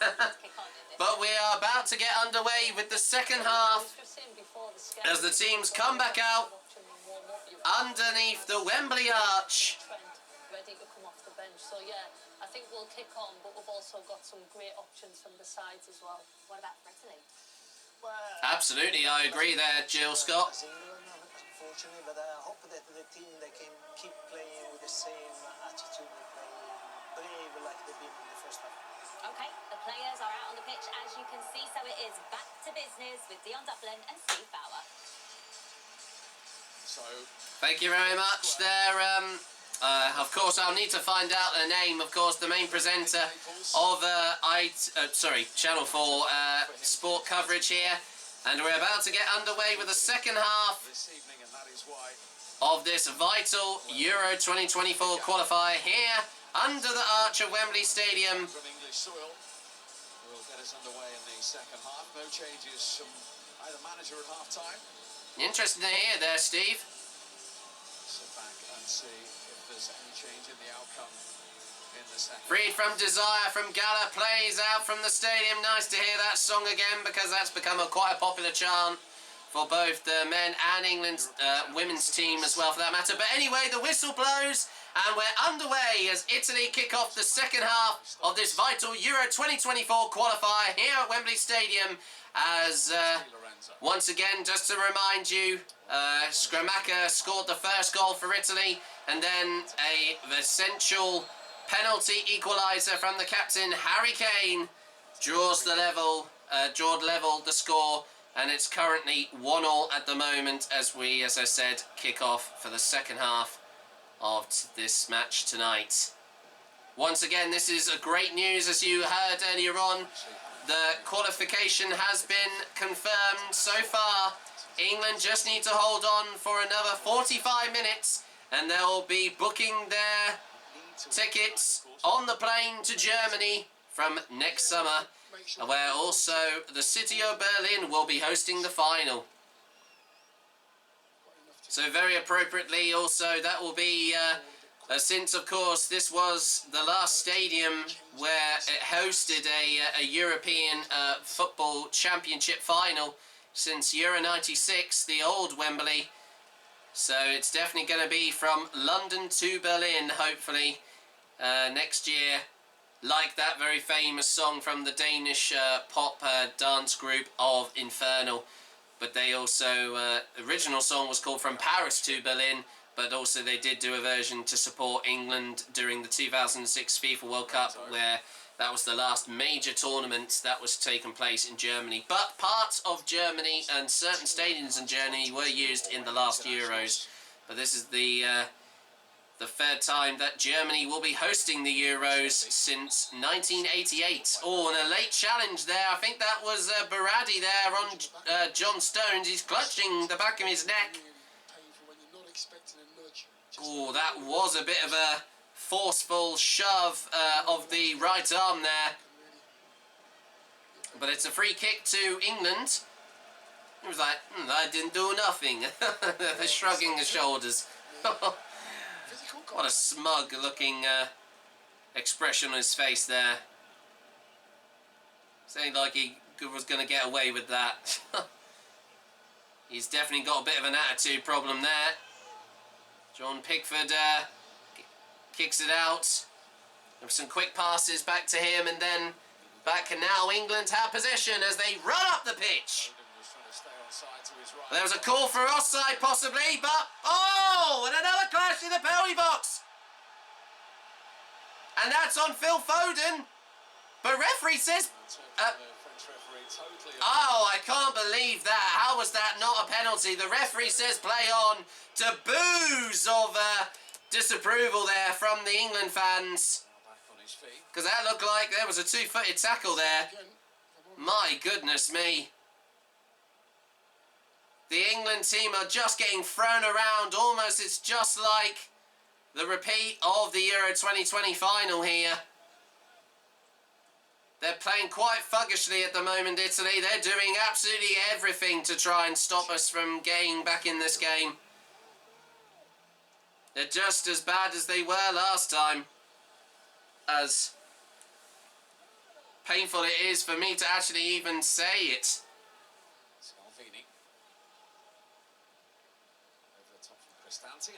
Oh, I was going to say, that was a bit of a wide ball there. Straight out for a goal kick there. Here's the replay again. Yeah, I was going to say, that looked like he did have... Well, I'm not sure. Well, I was going to say there was a barge from a Doggy there. But he then put his arms up after he hit him. He kind of barged straight into Phil Foden there. So that could have been argued there. I'm surprised they didn't check VAR for that challenge.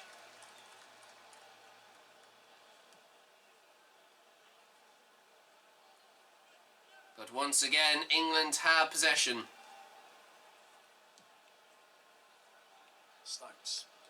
As once again, it's still all square, still 1-1 to England and Italy after 5 minutes in the second half. As Harry Maguire passes the ball back to John Stones. Maguire again. There's Calvin Phillips there. Oh, nice pass there to Harry Kane. Pass back. They're really trying to cut him off here. Any possession on the ball here. Here's John Pickford. Oh, that was a bit risky running the ball there. He has passed it back. to, I think that's John Stones. Now to the captain, Harry Kane. Hoofs the ball up the pitch. What a great lob pass. Even though the Italian defence got it there, they can move up more players. Oh, there was a call there. Referee says play on there. Challenge. Oh, what a shot. But what a missed opportunity. That was an incredible shot. It nearly was on target there for Calvin Phillips. That was beautiful. What a shot on goal there. Oh, and it was not exactly down the middle. He bent it slightly, but it just went over the bar. What a sweet strike that was there from Calvin. Shame that if it was any lower, I think Donnarumma would have caught that and would have saved that easily, I think. But another great chance there for England. And they've had 5 attempts so far, England, while 7 to Italy so far. 6 managerial game against Italy, Gareth Southgate. Very different from, of course, the last one he did against this side. Back in 2002, that game was at Ellen Road. Robbie Fowler scored for England, and then 2 Chanto Montella goals won it for Italy. Oh! That was a scrappy challenge, but I think the referee, he stopped playing, the whistle blows there, Udogji there, gives away and draws another free kick for England there. That wasn't the cleanest challenge there on Phil Foden. Yeah, look at that, he pushed him in the chest with his right hand there. Just a little bit of a trip there. My goodness me. They have been very scrappy with shielding the ball so far, Italy. But of an important free kick here for England to try and get up field here. Oh, nice turn there from Marcus Rashford. Oh, but it looked like he got took out there. He was body checked there from 2 players. Oh, and he's clutching his left shoulder. It's just the attitude of Bellingham. He is looking so dangerous, Bellingham. Look at that. This is the reason why 2 players had to try and take him out there. But another dangerous position for this free kick here. And I think Phil Foden's going to take this one. Oh, no, I was going to say he's just beside Kieran Trippier here to stand by to kick. This could be very close here. This could possibly, there could be a goal on the end of this here. It would be nice if it would happen. He kicks. Ball in the air, but headed out from the Italian defence. And it goes off the sideline for a throw-in, which Declan Rice throws it and takes it quickly.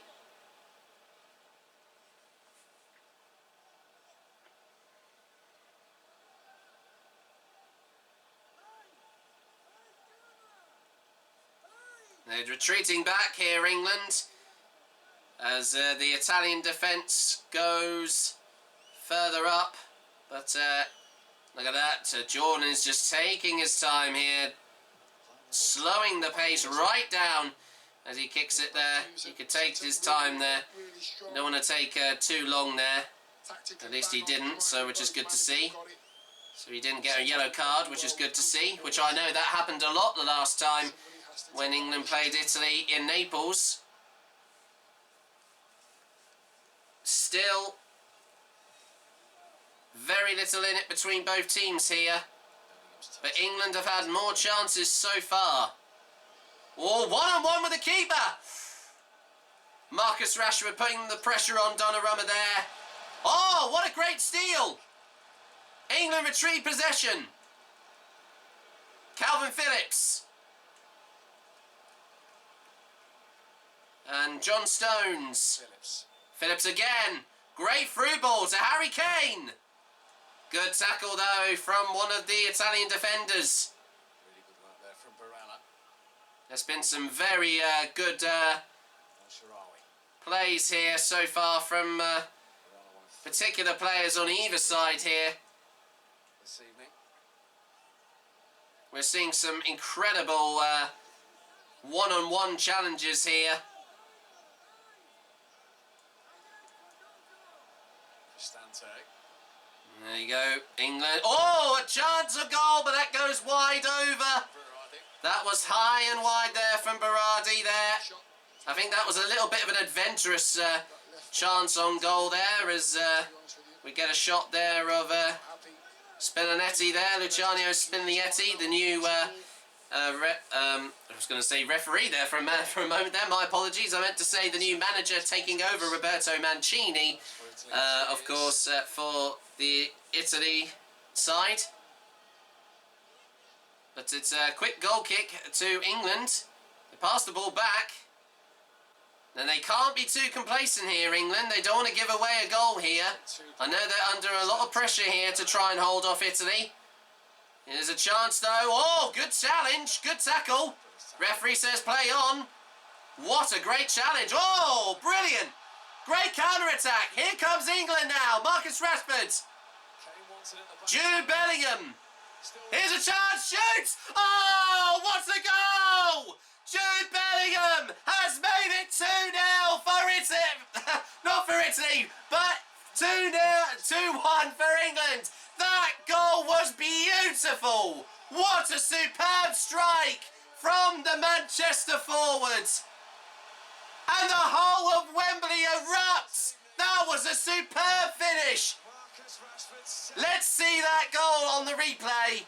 What a great counter-attack there from England. That was beautiful. Nice little pass there from Marcus Rashford. And Jude Bellingham was... Oh, what a strike. That was absolutely beautiful. He absolutely sent it to, I think it looked like the top right corner.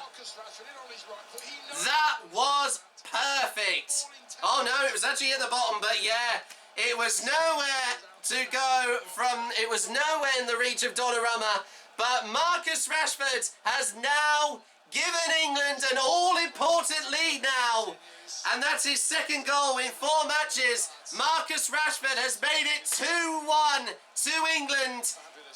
And there's only, I think I was going to say, just to clarify, only 30 minutes to go until they have booked that vital place in next summer's Euros. That was an absolute brilliant finish there from Jude Bellingham there. English footballers enjoy themselves. Fantastic, what a goal. Oh, my apologies, no, that was Marcus Rashford. They look so alike, everybody, my apologies. But they're both absolutely brilliant players so far. They have both been playing really well at club level. Ooh, and there was a little bit of a late challenge there. But what a goal there from Marcus Rashford. Superb. What a finish. He really wanted that goal, and he's got it. Superb. And England once again lead here at Wembley. Oh, that must have felt amazing. Oh, and another late challenge there on Kyle Walker, who takes it out for a throw-in to Italy here.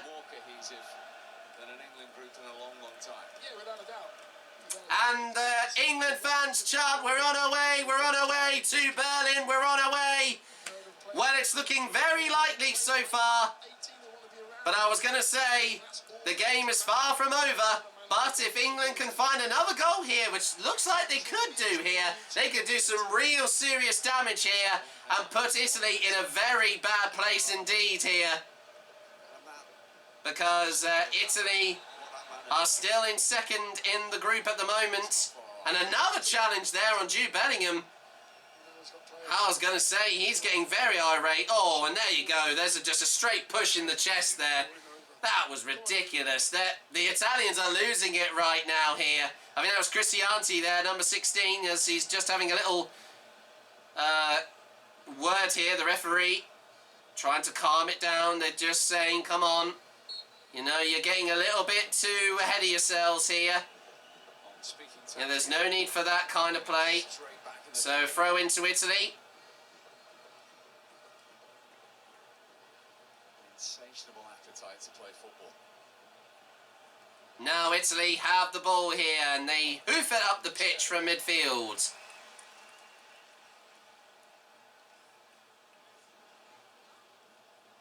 Changes are Italy. Well, this could be very interesting as they will be the first to make changes here, Italy. Oh, another little scrap there. Referee says play on though here. El Shaarawy. Shaarawy here. As Italy retrieve possession.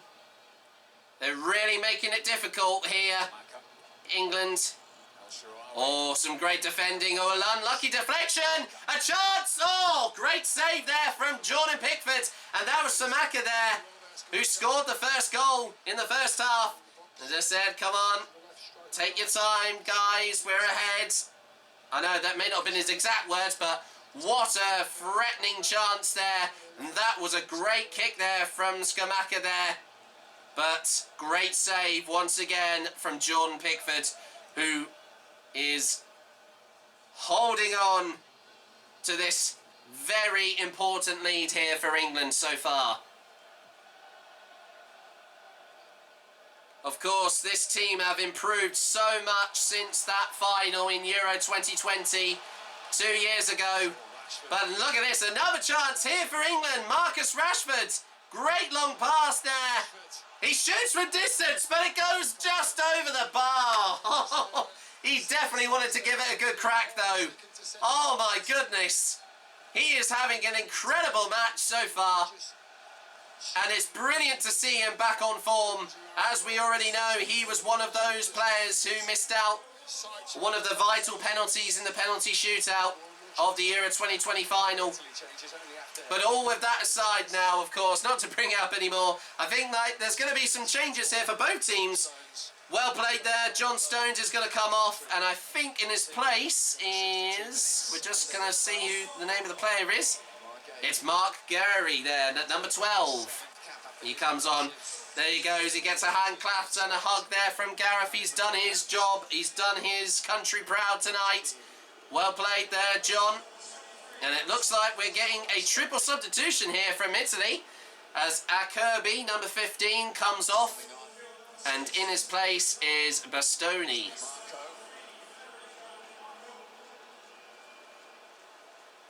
And the number 6, Udogi there, who got the yellow card earlier on, has been subbed off for number 3, Di Marco. With some platinum blonde hair there. Looks like a bearded Paul Gascoigne from the early, back in the years of Euro 96. And Scamacca, the goal scorer for Italy, comes off as well. And I think I just missed out there on who he was subbed off for, but I think the player was at number 7 there, I think.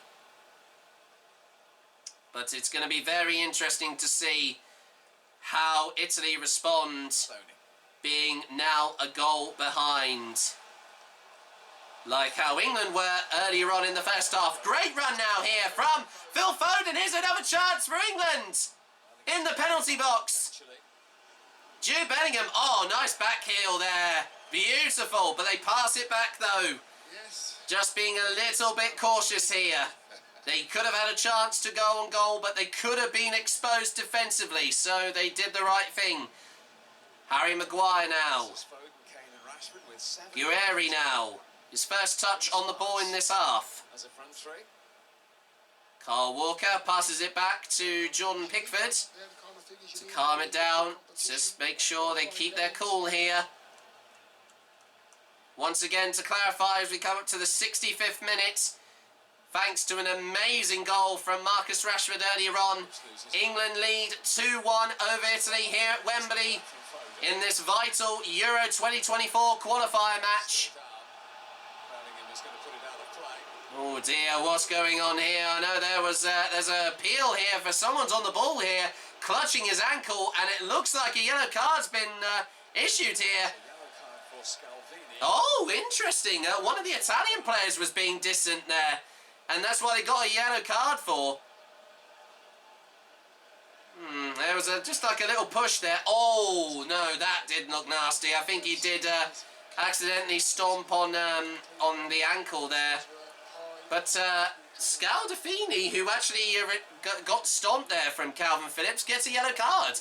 An unusual decision there from the referee, but fair enough. Moving on without complaining. At least it weren't to us. That has never happened before. I think Calvin Phillips was he got a wry smile indeed. I think he got away scot-free there. He got away with murder there, I think, to be fair. I think he should have been penalised there myself. But that stomp didn't look deliberate, so I think that's why. That is a very unusual... I don't know. It looked like Scaldavini looked like he went for Calvin there, and then, as I said, he just didn't know where his feet were going, and that's where he ended up catching the ankle of him there. So, but anyway, goal kick to England.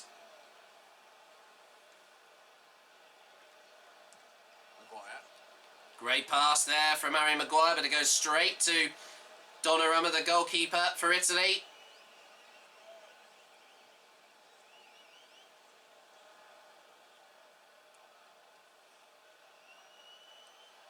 I'm sure England are trying to find another goal here, because honestly it will definitely secure their place on the plane to Germany next summer. Marcus Rashford and Jude Bellingham have been playing very well so far in this half.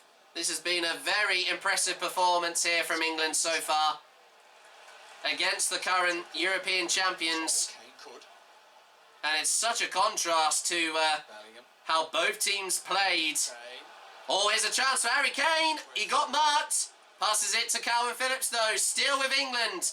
Kyle Walker passes it back to Calvin Phillips. And Guerrieri. Oh no, that was Bellingham there, and then it was Guerrieri. My apologies. Look at this psyching out here from Rashford. As the Italian defence just try and swarm over him, but they can't. A chance for goal! Oh, what a great shot, but straight at the keeper. What a chance for Phil Foden to make it 3-1. That was a superb shot, but that wasn't close enough. He was good. He was, you know, he was willing to give it a go, though. And that's the 5th attempt on target there. Shot on target for England, and 3 to Italy so far. Phil Foden is definitely wanting to get a goal here. He has been playing so well, even at club level. Currently still playing after he just recently left Man City. Now he's playing for the recent UEFA Europa Conference League champions of West Ham.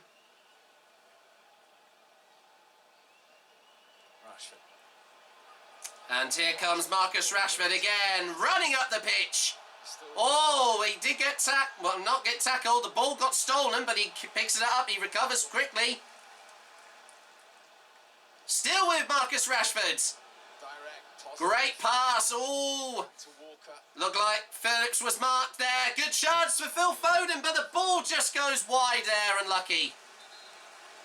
And it looks like, I think now... There we go. I didn't think he was going to play. I thought he was going to have a break tonight, but now I think he's going to take over from Calvin Phillips. He's played well tonight. What a superb game. Against all odds, I think he should have got a yellow card myself for that unfortunate stomp, but it weren't intentional. Excuse me, my apologies for that, Belch. But well played, Calvin. Off he goes. And in his place will be the vice-captain, Jordan Henderson. Now, I know that there's been loads of talk about him recently of been supporting the LGBT community, as he's been playing at club level in a club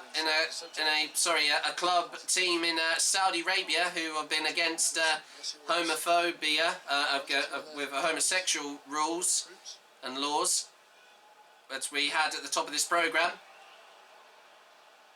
A little bit of another late challenge there, but England get another free kick there. Oh, yeah, that was a nice back heel there from Jude Bellingham. He's got a bit of showing off a bit of freestyle flair there, which is wonderful to see.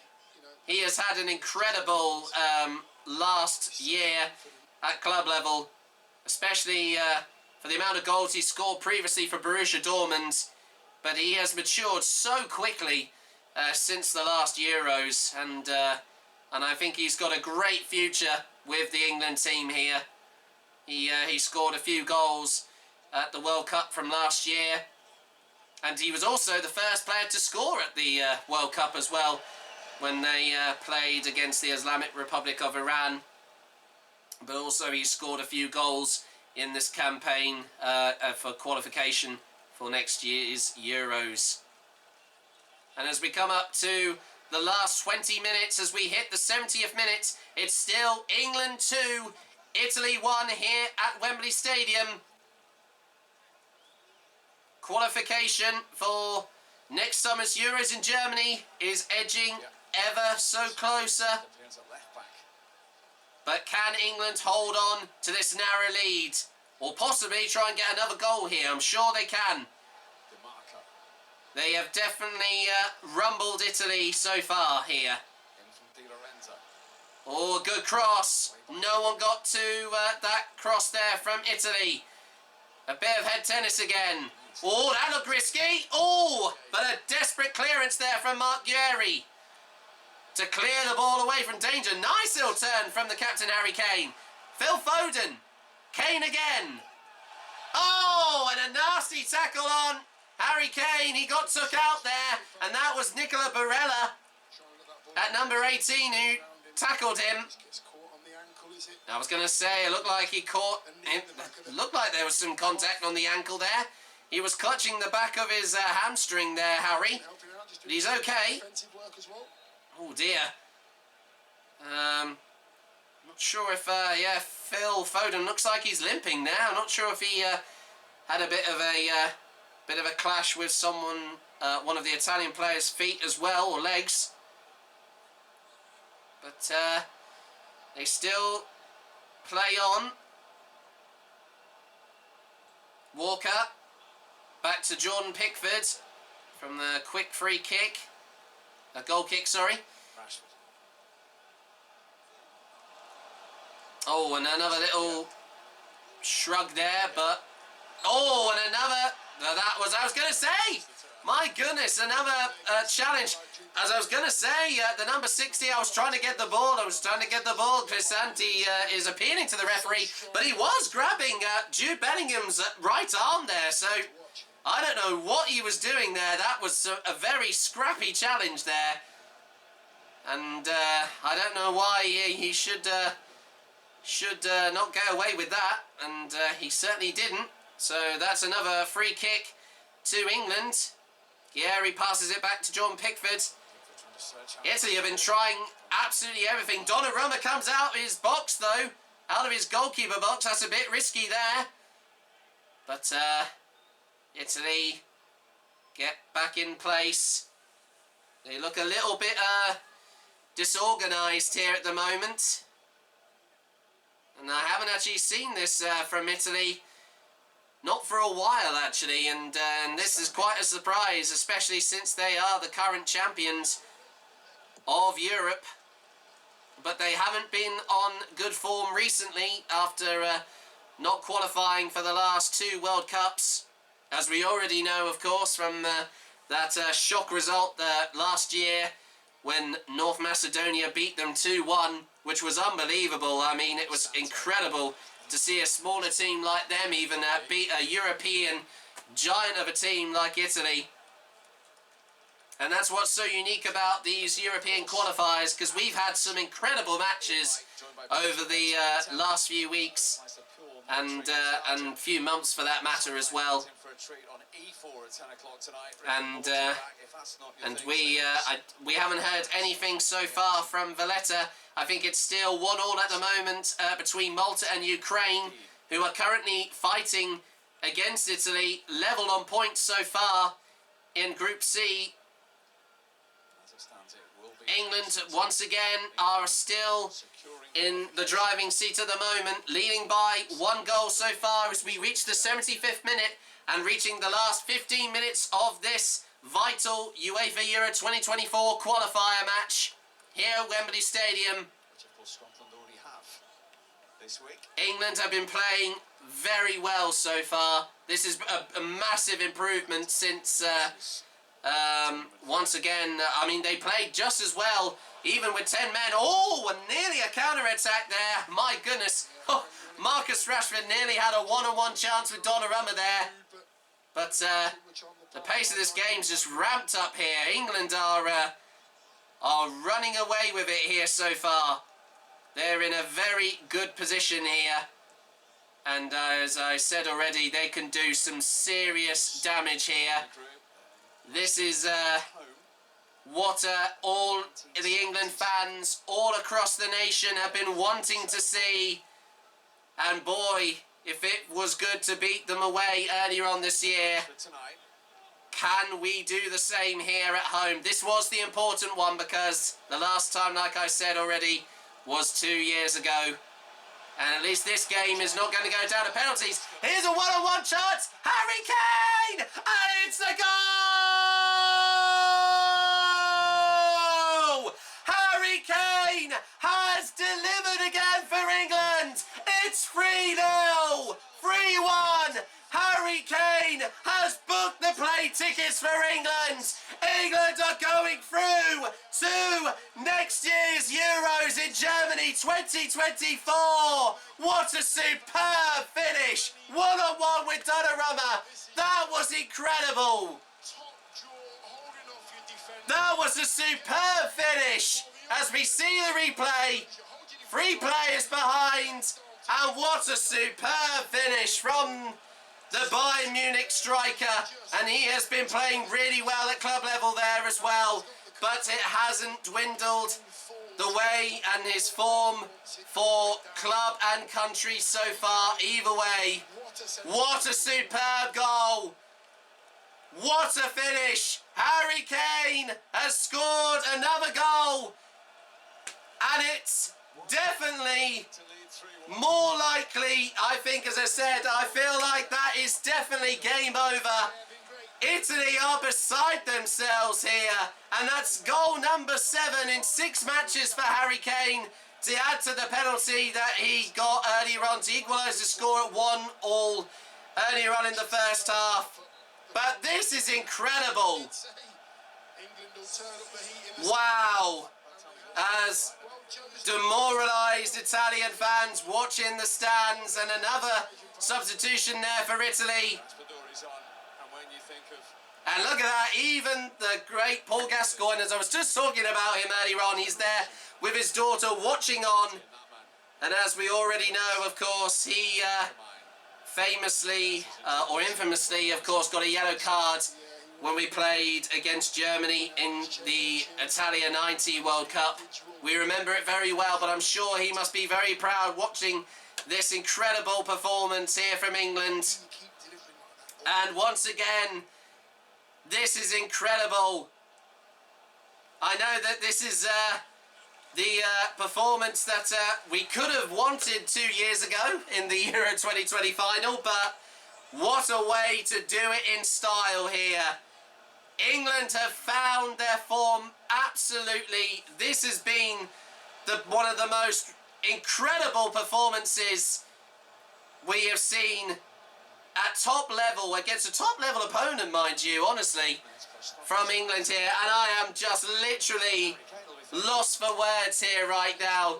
And we're only just now 12 minutes away from securing our place at, of course, the next year's Euros in Germany.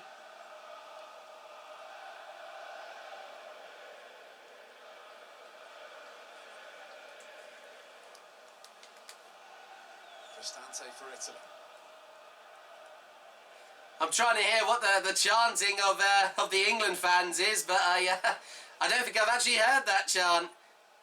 But even though he hasn't been playing tonight, but there has been an incredible performance so far. The star players are Marcus Rashford and Harry Kane, and once again he's on the ball. Here's another chance. Oh, and once again, I think that was Jude Bellingham getting taken out. Referee says play on though.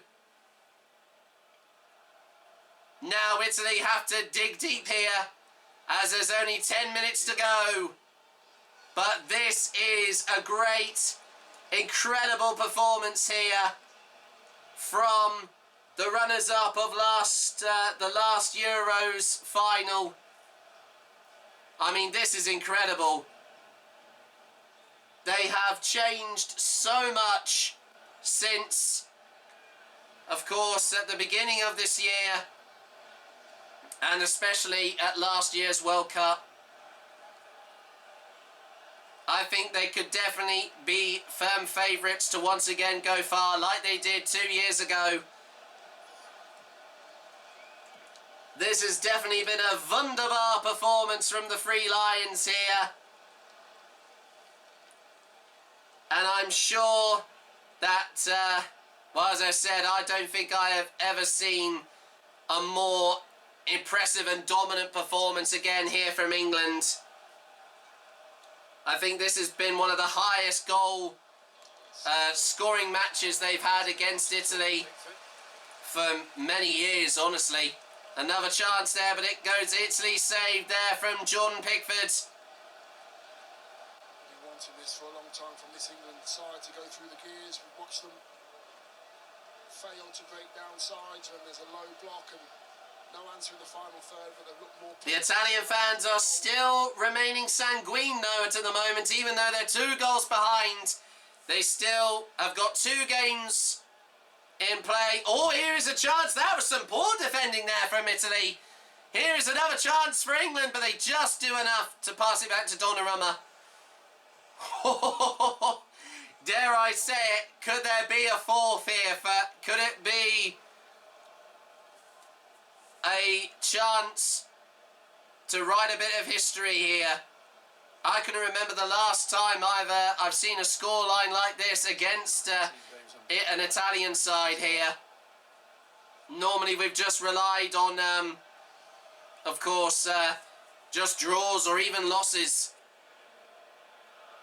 But this is the performance we all hoped for, and most certainly England have definitely struck back with frightful vigour as well.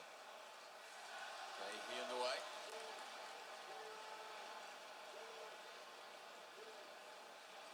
But Italy Stony for Italy. are not out of it yet. I'm sure they're going to try and find something, but they need 2 goals to even equalise here.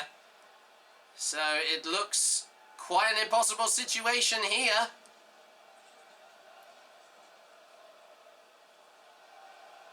But once again,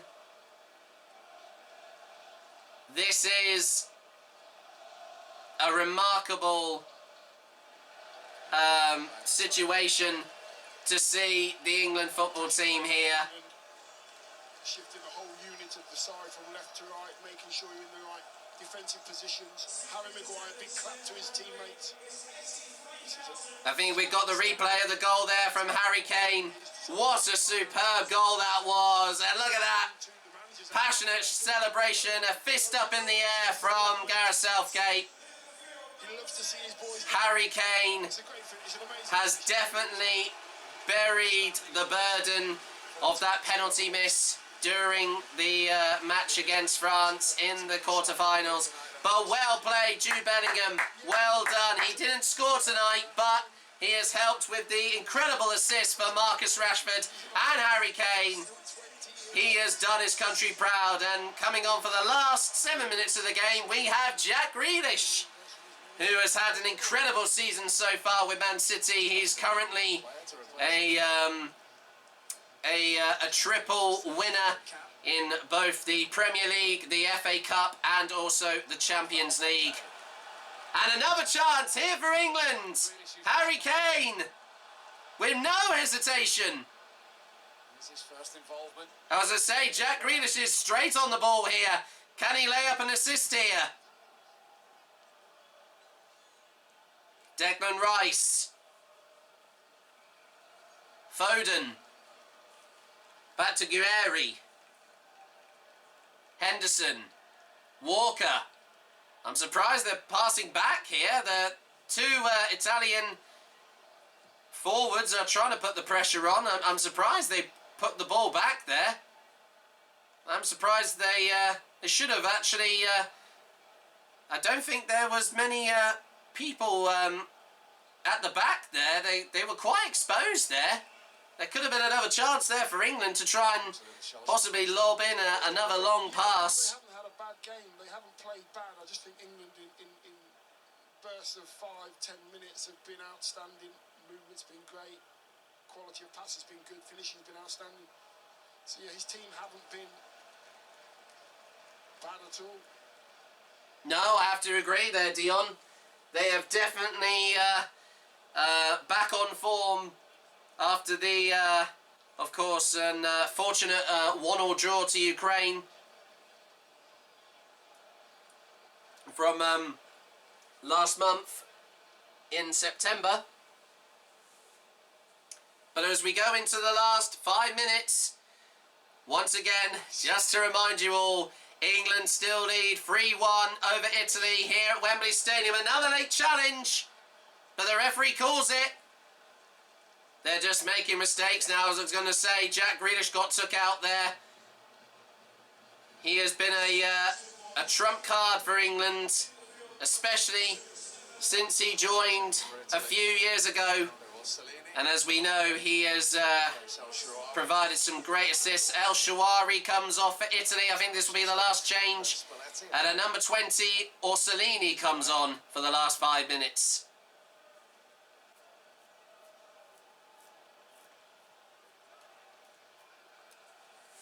Honestly, this is a performance that I certainly was not expecting at all, but I am so grateful and so thankful that it's happened. And this is definitely what England needed against the big teams. They wanted big results over the big teams, like Gareth Southgate said earlier on this week. And I feel like they've got their wish come true here tonight. They just need to hold on for a few more minutes. And they will be on their way to Berlin and next summer's Euros in Germany. We will not forget this performance for a long, long time. Just like what they did with their run-up to the Euro 2020 final from 2 years ago. And the England fans chant the national anthem, God Save the King. And we have been hearing that quite a lot recently, also with the rugby team also of England, after a recent narrow win over Fiji. And they will be playing the current world champions, South Africa, later on this weekend. But that might also clash with an event which we'll talk about later on after this match very shortly. This will be, I'm sure, in the front pages of every newspaper tomorrow. A historic performance here so far from England as we go into the last few minutes here at Wembley Stadium. England just needs to hold off Italy for a few more minutes, and they'll be on the plane to Berlin and in the country of Germany for next year's Euro 2024 championships. We go into the last minutes. There might be some stoppage time as well. From Austin, Texas, highlights of qualifying at 8 a.m. Sunday morning, and the race highlights at midnight. On Saturday, live from Paris for the BC One World Final. You can stream that from 5 o'clock on live MMA from Manchester, November the 4th. And they can get you fixed with the Octagon Challenge and Stage to the Cage. You can stream all those episodes right now.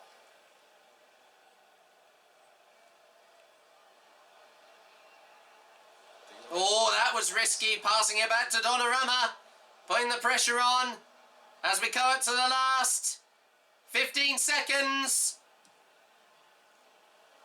As the clock is about to go to red and we're going into stoppage time. One last chance for Italy here. Close to stoppage time. Moyes Keane. Oh! Oh, what a shot, but what a great save. A calm and collective save, and what a shot there from Keane now, number 7. What a great save there from Jordan Pickford again. Look at that. A very alert save there. And 3 minutes of added time here at the end of the second half. Italy have had their moments, but they have literally capitalised and been absolutely annihilated by this dominant, incredible performance from England here. And we will not forget this for many years to come. And what a way to secure qualification.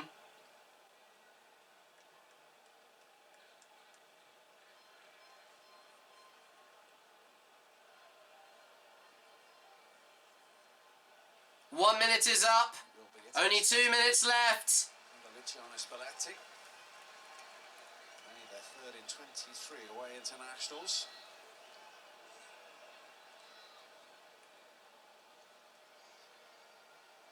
Oh, that looked nasty. God, he's got spun around like a wheel there. Orsolini there, I think that was on... Oh, goodness me. Was that Marcus Rashford, I think? Cool.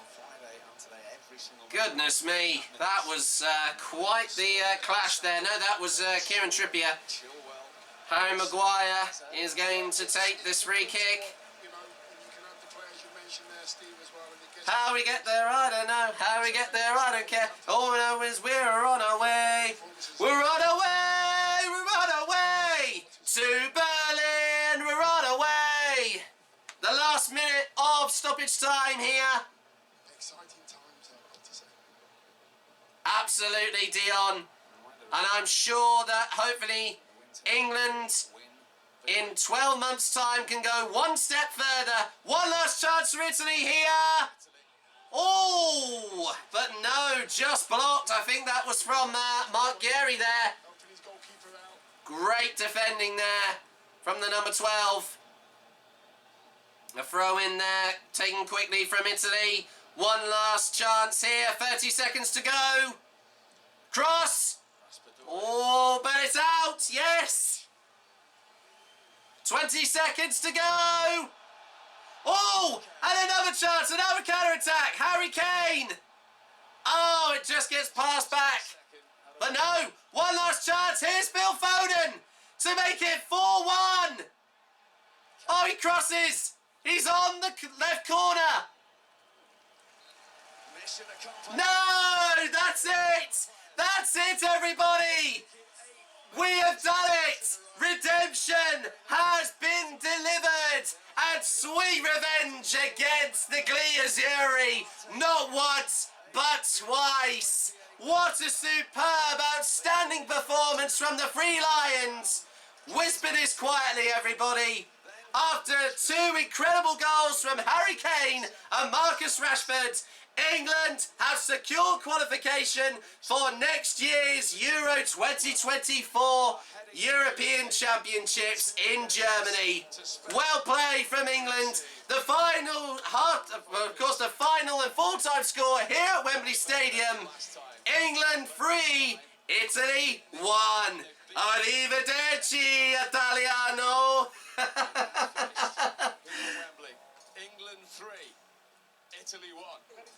Yes! England have qualified for the Euros. Have a listen to the crowd here at Wembley. Bittersweet Caroline is sung as well. Here we go. Sweet Caroline. Oh, oh, oh. Good times never seem so good. So good, so good, so good. I've been inclined, oh, oh, oh, to believe there never was, but now England now have new positive memories against Italy here at Wembley, but what's more significant is this could now be the start of the journey to where England want to be. Look at this team, look at these celebrations, Joe, what a night. Fantastic, what a performance, Jules, from the front to the back. Harry Kane outstanding, right the way through to Jordan Pickford. I think what you saw tonight was a reflection of after that Euros final where Italy was, and they got one over on us, they won the tournament, and you question, where was this the peak for that team? England I'm talking about. No, yes. It's gone on, developed. You saw a Gareth Southgate team there that was just strong, stoic, moved the ball, and it was only a matter of time. And Italy played well. England was absolutely outstanding tonight. It's fantastic scenes at Wembley. It is, and the players deserve this atmosphere here at Wembley tonight. Let's hear from the England captain now. Harry Kane is with Kelly Summers. We'll hear from Harry right now. Harry, huge congratulations. England are off to the Euros. These teams are special, aren't they? Absolutely. Qualifying is never easy. Sometimes we're just expected to go and get into the big tournaments, but you've seen in the past, it's not as easy as it looks. So we've had a really tough group this time, but credit to the boys. Some of the results we've had, performances, and we topped it off here today. We went 1-0 behind, and we stayed calm, we stayed steady. We knew we had enough to get the win, and we've done it. 2 more goals for you. It does mean that you overtake Sir Bobby Charlton's record. You're the outright leading goal scorer at Wembley for England. You just love playing and scoring here, don't you? I do. It's our home. We've made it a real fortress over recent years, and we're getting full houses. The fans loving it. So we obviously want to repay them with good victories and good performances, and we've done that today. Composure had to be shown for both of the goals, with the penalty for the first one, but was the second classic Harry Kane? Yeah, I think so. There's a few at the end, kind of just chasing lost balls and just trying to help the team get on the pitch. And then I showed a bit of pace, which is not normally my strength, but it was nice to obviously finish that one off, and it kind of killed the game for us. So we can enjoy this. It's been a tough journey. To qualify with 2 games to go is, credit to everyone involved. Well, you can show your teammates around your new home of Germany. I'll let you go and enjoy the celebrations. Thank you very much. Thank you. Well played, Harry. And this is what this result means for England in terms of qualification. England have topped the group with that win against Italy. They have officially qualified for Euro 2024 in Germany. And what it means for Italy, their next match is against North Macedonia. If they win that one on home soil in Italy, then it goes into the final game of the groups for them against Ukraine for whoever takes that second qualification spot out of Group C. For England tonight, though, Jill, you wanted to see more from them in the second half. You wanted to see them take it to the next level, and they did just that. They were so good, honestly. The scenes now, they deserve it. They've been exceptional this qualifying campaign. I thought, the second half, they were brilliant. Limited the touches, 1-2s all over the place, and the strength and depth throughout the squad. Can they win the Euros? I think, yes, they can, based on that performance. Absolutely, Just Jill. some of the players walk right behind us here. Kieran Trippier gave out a bit of a sigh there, Joe, didn't he? As if to say, it was tough out there. Yeah, listen, I think he just, the whole campaign, but they was outstanding from start to finish. Feel well done. This group of players, I'm looking at, we looked at the bench. Well done, big man. Top draw. Hey! Well done, absolutely outstanding. From the start, all of them. From the start of the campaign, look, they're all there. Well done. Great sportsmanship from all the England team here. Well, look at that. They're all coming over to Joe Cole. We're really privileged to watch this team, and particularly us, Jules and Jill, from the start. We watched this campaign grow, we watched this team evolve, and we're chatting with Franco at half-time. And I got the feeling that there were still gears to go from this England team. Italy played very well tonight. That is as good as a test you'll get, because Italy will be there or thereabouts from the tournament, a team of that quality. And we just knew that at one point, one of our players, Bellingham, Rashford, Foden, Grealish, will produce something. There's so many match winners, and the fans are in the background here. Just Bellingham's the last to leave the pitch at the moment. And that man started it for the 15 minutes when he galvanised the crowd, won us that penalty. Hey, Jude! All over the pitch. But Jude Bellingham. Jude Bellingham is going to come over and have a chat with us in a minute, but for the time being, I know he wanted to share a bit of love with Gianfranco Zola, with Joe and Jill.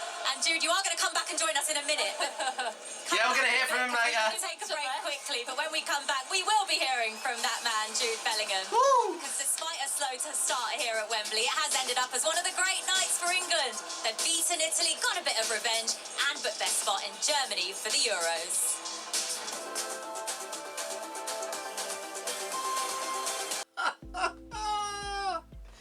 I can't believe we did it. Who would have thought we would actually beat them after the heartbreak of the Euro 2020 final? And I've mentioned that so many times on this programme, it's unreal. Oh, my apologies, everybody. I didn't realise that you were just watching there. Well, guys, I have no other words to say, but I'm sure all of you England fans out there, I bet you didn't see that result coming, everyone, did you? Well, like I am, I'm so happy to also even announce that officially England have once again officially qualified for next year's UEFA Euro 2024 Championship in Germany.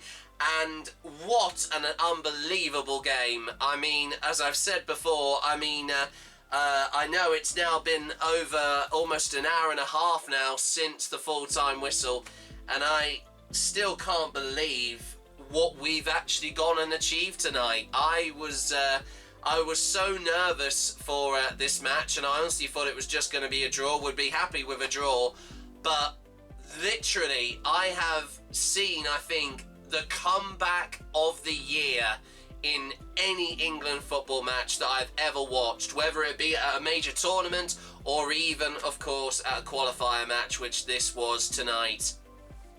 And guys, I can't believe we actually did it. I mean, that is, as I said before, I am quite, I'm quite beside myself, really. It's quite the remarkable and revelation, I think, actually, that the England team have definitely had. I think it's like the second one since after the penalty shootout curse of at the World Cup, going out on penalties and finally winning against Colombia from 5 years ago.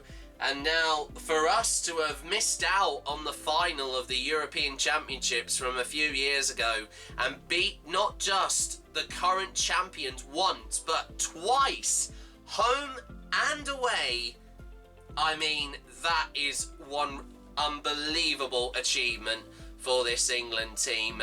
And as I've said already, guys, I am, as I've said before, I mean, I'm now over the hype of and of course the absolute jubilation.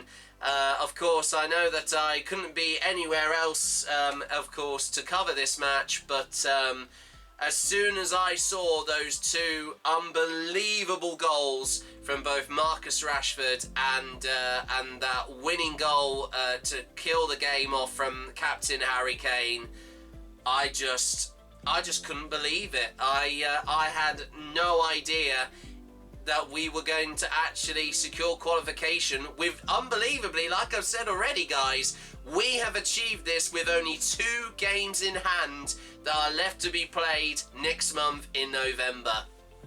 And also, guys, I can also clarify that once again, after that incredible 3-1 win and an amazing comeback from the Three Lions, I can also quickly check the current table at the moment in Group C of the European Qualifiers for UEFA Euro 2024 Germany. We now, once again, with, of course, the amazing win over Italy tonight, that has now secured us once again qualification for next year's European Football Championships in Germany. And we currently have 16 points at the moment, and we have a goal difference of 16 at the moment. I mean, that is incredible that we have scored that many goals so far in this campaign. And also at the moment, even though I think they must have drawn to Malta earlier on this evening, that being, of course, Ukraine against Malta, but I can see that they did lose that match, so that's the 7th match they've lost in a row, which is unbelievable. And once again, Ukraine are now 3 precious points ahead of Italy, who drop now down to 3rd at the moment with 10 points after 3 wins, 1 draw, and that loss from tonight. That's their 2nd loss in the league so far and in the group stages at the moment. But of course, if you did hear earlier on in, of course, this programme, they have still got 2 games yet to play. They, of course, are going to be playing next up North Macedonia, who are 4th in Group C, and they will also be, of course, quite interesting opponents, because as you may remember, the last time that these 2 teams faced each other was actually during the qualifying for the Qatar World Cup from last year, and unbelievably, against all odds, North Macedonia actually won against Italy. 2-1 I think was the score, and when I saw that result, I thought I was dreaming. I couldn't believe that a small team like North Macedonia had actually beaten the European champions currently at the moment. And as I've said before, they had failed to qualify for the World Cup for the 2nd time in succession, which is quite unbelievable. But it's still on for Italy, though. Even though they're mid-table at the moment, they still need to win over North Macedonia to try and secure that 2nd place spot. But the job is completely over now for England, as I've said before, as I can also very appropriately title it, the Italian job is officially over, and it has been a successful one and not ended in a cliffhanger, just like the original film, everybody. But guys, as I've said already, I am completely astounded and just astonished by the incredible results that we've actually done tonight. I mean, as I said, I'm trying to think of words right now, but this is I've never felt like this for a long time. I think you have to go back to when we beat Germany in the last Euros, of course, at Wembley.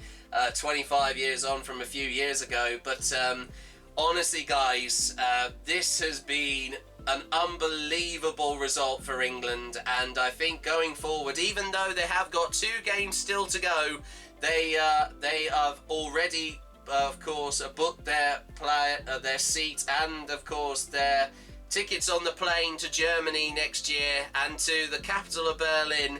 And as I've said before, it is just an incredible achievement, and I'll without a doubt not forget this for a very, very long time, may I add. So with that also being said, before I ramble on, because I know it's getting quite late at night now, it's about 11:15 at the moment in the evening, and of course, as I said, most of my family are starting to turn in for the night, so I don't want to make too much noise. But guys, I hope you've enjoyed this unbelievable, of course, one-off episode of Back Home England Strikes Back. And don't forget, guys, this may be the end of this video, but also I am planning to review this match, hopefully from tomorrow afternoon, and look back on the incredible performance that England had did in, of course, this match tonight. But also, with that being said, as we also mentioned, while we wrap up on this iconic and historical match, and quite I can't even think of any other words. Once in a lifetime match and result for England. You might be wondering, of course, that also, on sticking with the football theme, there's also been something else that has been happening in the world of England football. And also, as we would hear from Gareth Southgate, the current manager of England, you wouldn't think that over 5 years ago, since he became our England manager, one particular playwright, if you might remember from a few episodes ago on my Fear to Vlog series of Fear to See It Safely, would be even brave enough to actually do something that we, us, not just England fans, but also any football fan, would ever even think of it actually happening for real. And if you don't know what it is, this is what I am talking about. Dear England, I can't possibly hope to speak for an entire country, but I would like to share a few things with you as we begin this journey. England needs a new story. I don't think the problem's out there on the pitch. I think it's here. Pressure getting to you already, is it? dealing with fear. I don't need to invite you all into my head. Thank you. Gareth. This is a story, and you are the storytellers. This feels like a different England. Fearless, having fun out there. Well, it's sort of the mental preparation. What is all this we're hearing on the top floor? Share your doubts, feelings. Come on, England! Come on, England! You think I'd heard that stuff coming from the stands before? Should we all of us collectively say something, maybe? You think it's that easy? You haven't walked away from that spot. You're still there. I think I may have let them down. Your clock is still ticking. Beginning, middle, End.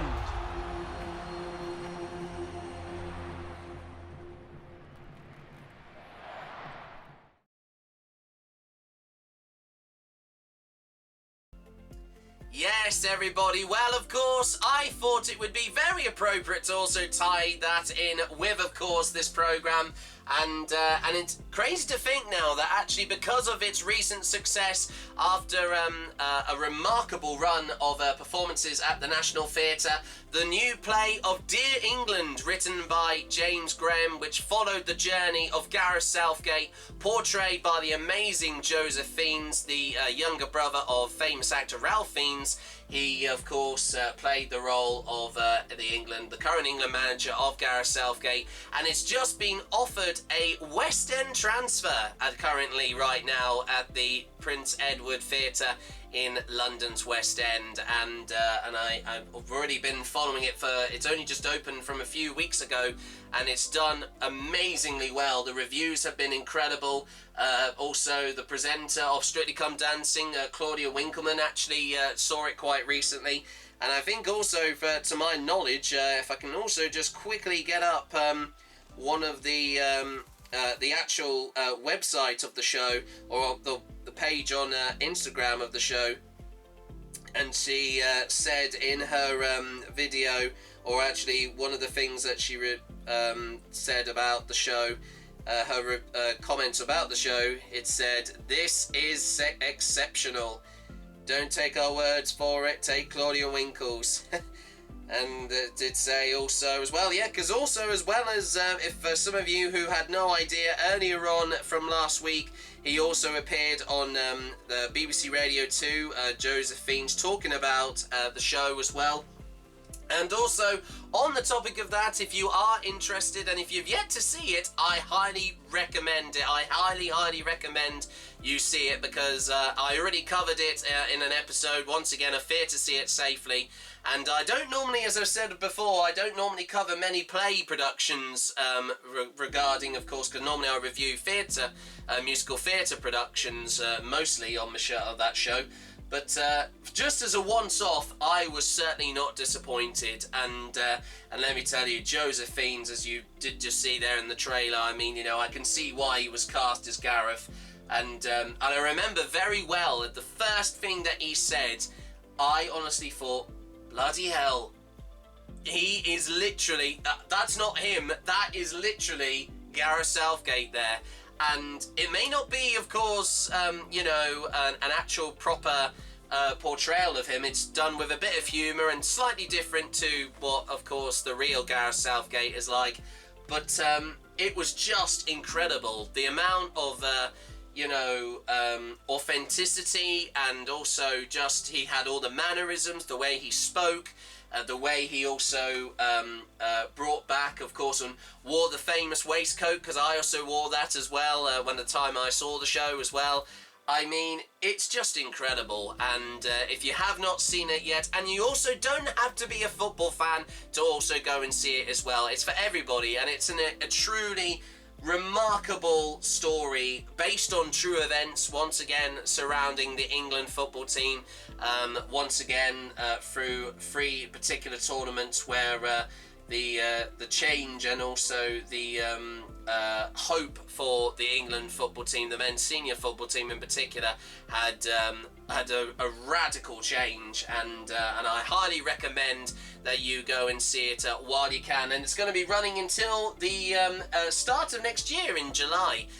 not July, sorry, my apologies. No, I meant January there, and even though I've already seen it at the National Theatre, but I'm hoping that I get the chance to see it again, because especially after the amazing performance from England in tonight's Euro 2024 qualifier against the European champions of Italy, I mean, I just can't resist to get another fix of football, really, and it's got all of the famous songs in there that like Vindaloo and Free Lines as well, of course, the de facto anthem for the England football team. But there's also, as we heard earlier on when I was singing earlier on after the win, of course, at full time, a bit of Sweet Caroline from Neil Diamond as well, being the new song that getting all the fans to sing along. And that had been used quite a lot, of course, from the last years, if you might remember. And I remember singing it quite famously indeed when the Lionesses also, of course, won on home soil, and also here at this very stadium over a year ago as well, for that matter too. But anyway, with all that aside, I hope that you get the chance to go and see that show, and with also that being said, also on the topic of sticking with theatre, we now move to the world of musical theatre, and one of the biggest and most exciting celebrations of all to do with the industry and also musical theatre is coming to the ExCeL Centre in London later on this weekend. And if you don't know what that event is, here's a little taste and a little reminder of what is coming up later on this weekend. It's back. Musical Con is back. For a second year. The West End's official musical theatre fan convention returns for 2023! I'm so excited! Last year was iconic. Period. But this year is going to be even bigger and even better. You ain't ready for round 2. We are bringing all of the fans under one roof to celebrate all of our favourite musicals. See all of your favourite stars with meet and greets, epic cast reunions, and special main stage performances. Win, battle, find your tribe at a fan meet, or enter the epic cosplay competition, slay at the workshops and masterclasses, and learn about the industry at a backstage panel. Musical Con returns to the ExCeL London on the 21st and 22nd of October. This is the ultimate weekend for musical theatre fans. This is from us for you. This is the place where we belong. This is for the fans. So if you want to get your ticket, you better be quick. Buy your tickets now! Woo! Get your tickets now. What are you doing? Go. I think now. I think book them now. Can I get a ticket? See you at Con.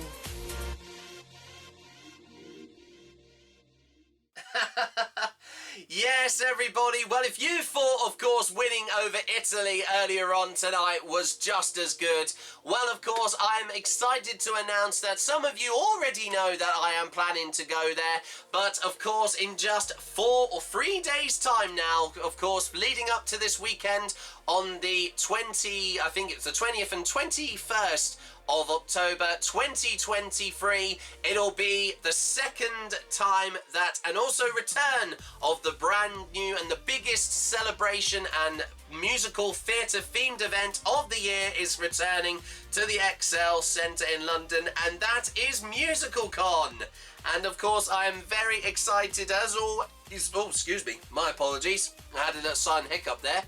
And as I said already, of course, I am really looking forward to not just be going there, but I will be covering a little bit of the event itself after the incredible popularity this event had from last year.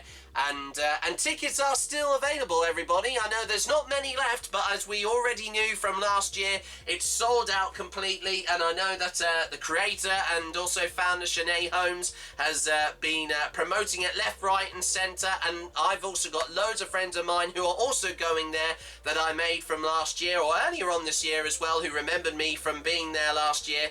Because I was, unbelievably, I could admit, actually, I wouldn't say I was a total stranger, but it was such an unbelievable experience. And I mean, I couldn't put it into words of how remarkable and how unique that event was to like-minded theatre fanatics like myself.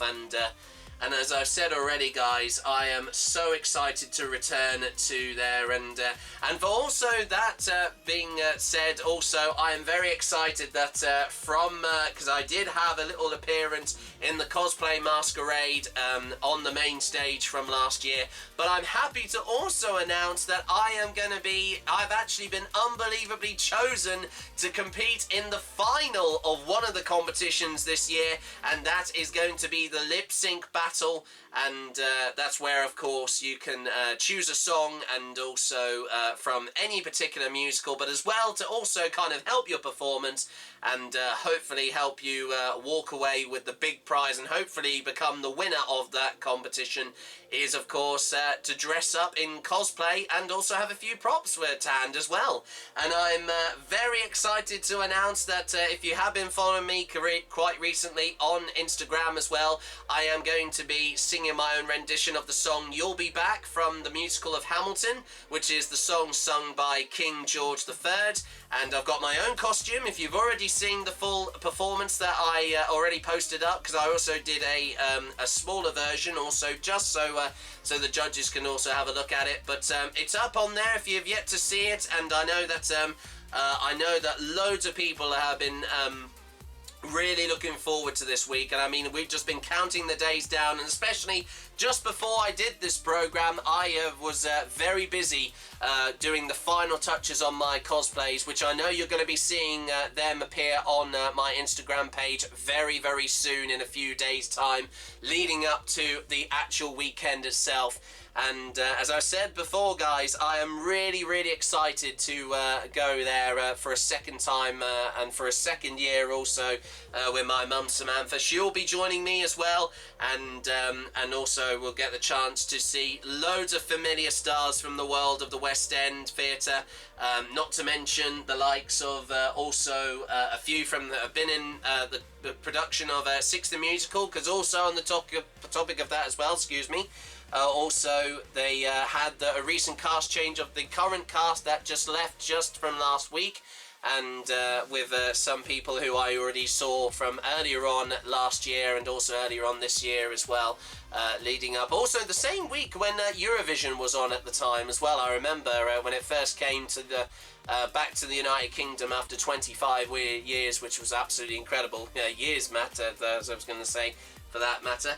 And well, yes, as I said already, guys, it's going to be very much like that, I think, also, but musical theatre themed for that matter as well. But anyway, guys, as I said already, if you have not already got your tickets, you still have time, and you can still book any last-minute workshops and also masterclasses, and they've added a few little stage door experiences as well with photos and autographs, and there's so much that's going to be there from last year. I mean, it's just going to be on a scale like no other, as you did see in the trailer just then.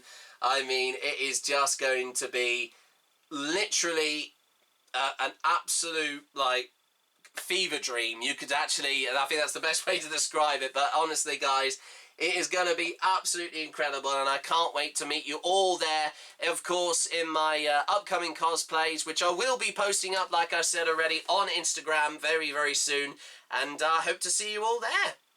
Well, anyway, with that, of course, being said, with upcoming events that have been happening on the tail end of this, once again, it's time for us to wrap up this episode of, once again, Back Home, England Strikes Back. Once again, to clarify, it's mission accomplished for the England football team, and also sweet, sweet redemption and revenge against the Gli Azzurri of Italy, as they haven't just beaten Italy once, from away earlier on this year in Naples, but now they've done it again with a hat-trick of goals as they win once again 3-1 over Italy and have once again qualified for Euro 2024 starting next summer in the new year of 2024. Thanks very much for watching this episode, and I hope to join you for a post-match analysis from this game from tomorrow evening. And of course, we'll have live coverage of, once again, as a little teaser already, for the new and upcoming series. We'll be covering England's journey to, once again, hopefully European football glory, hopefully one step further, and hopefully winning the Henri Delaney Trophy, hopefully not this time on home soil, but hopefully in the Germans' backyard, of course, in the brand new, officially titled programme, which will be covering that, of course, tournament in the new year of 2024, and it will be titled From London to Berlin, named after the very famous, of course, World Cup football version of the popular dance pop song of From Paris to Berlin, from Danish music act of Infernal. And of course, do keep an eye out in a few weeks' time, because I have got some more things coming up planned in for that series. It's going to be happening in the new year of 2024 also too. But once again, thanks very much for watching, and as always, until next time, au revoir, adios, au wiedersehen, and also just rubbing it in as well, arrivederci. Thanks very much for watching, everyone, and I hope to see you very, very soon in the new year, as England once again have qualified for UEFA Euro 2024 in Germany, and we look forward to hopefully football coming home hopefully very soon in the new year. Thanks for watching. Goodbye. From London to Berlin, and every game that England win, we're gonna win the World Cup. Win the World Cup, 'cause when we're thinking of Rue and all the things he can do, we're gonna win the World Cup. You've got us cheering for you. From London to Berlin, and every game that England win, we're gonna win the World Cup. Win the World Cup, 'cause when we're thinking of Rue and all the things he can do, we're gonna win the World Cup. You've got us cheering for you. You've got us cheering for you. You've got us cheering for you.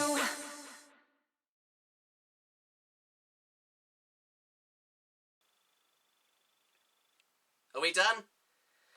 Ah, there we go, everybody.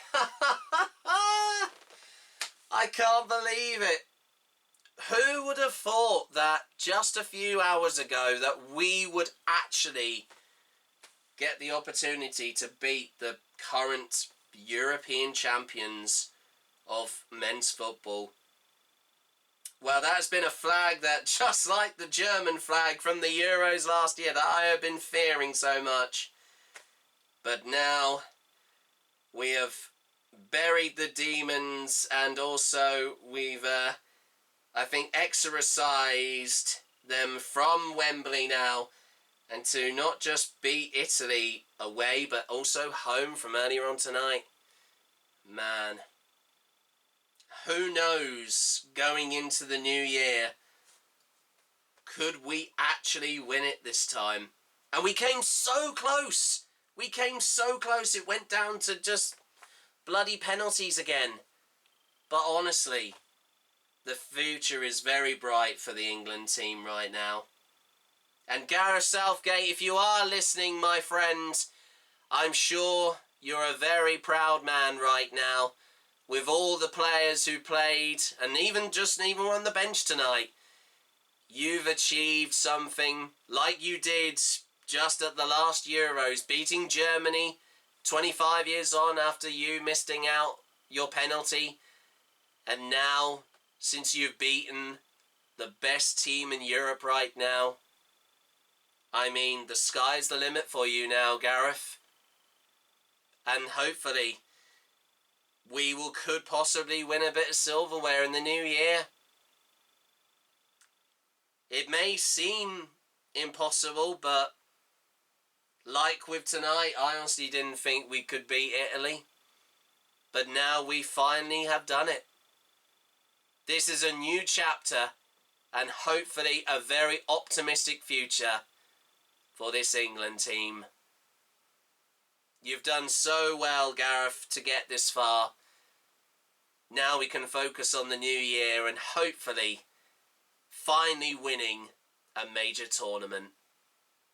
I look forward to seeing you very soon, Gareth. And even also you, Joseph, as well, on stage with the play Dear England. But you're both as good as each other, in my opinion. I look forward to seeing you both very, very soon. And all I can say is, bring on Euro 2024 in Germany!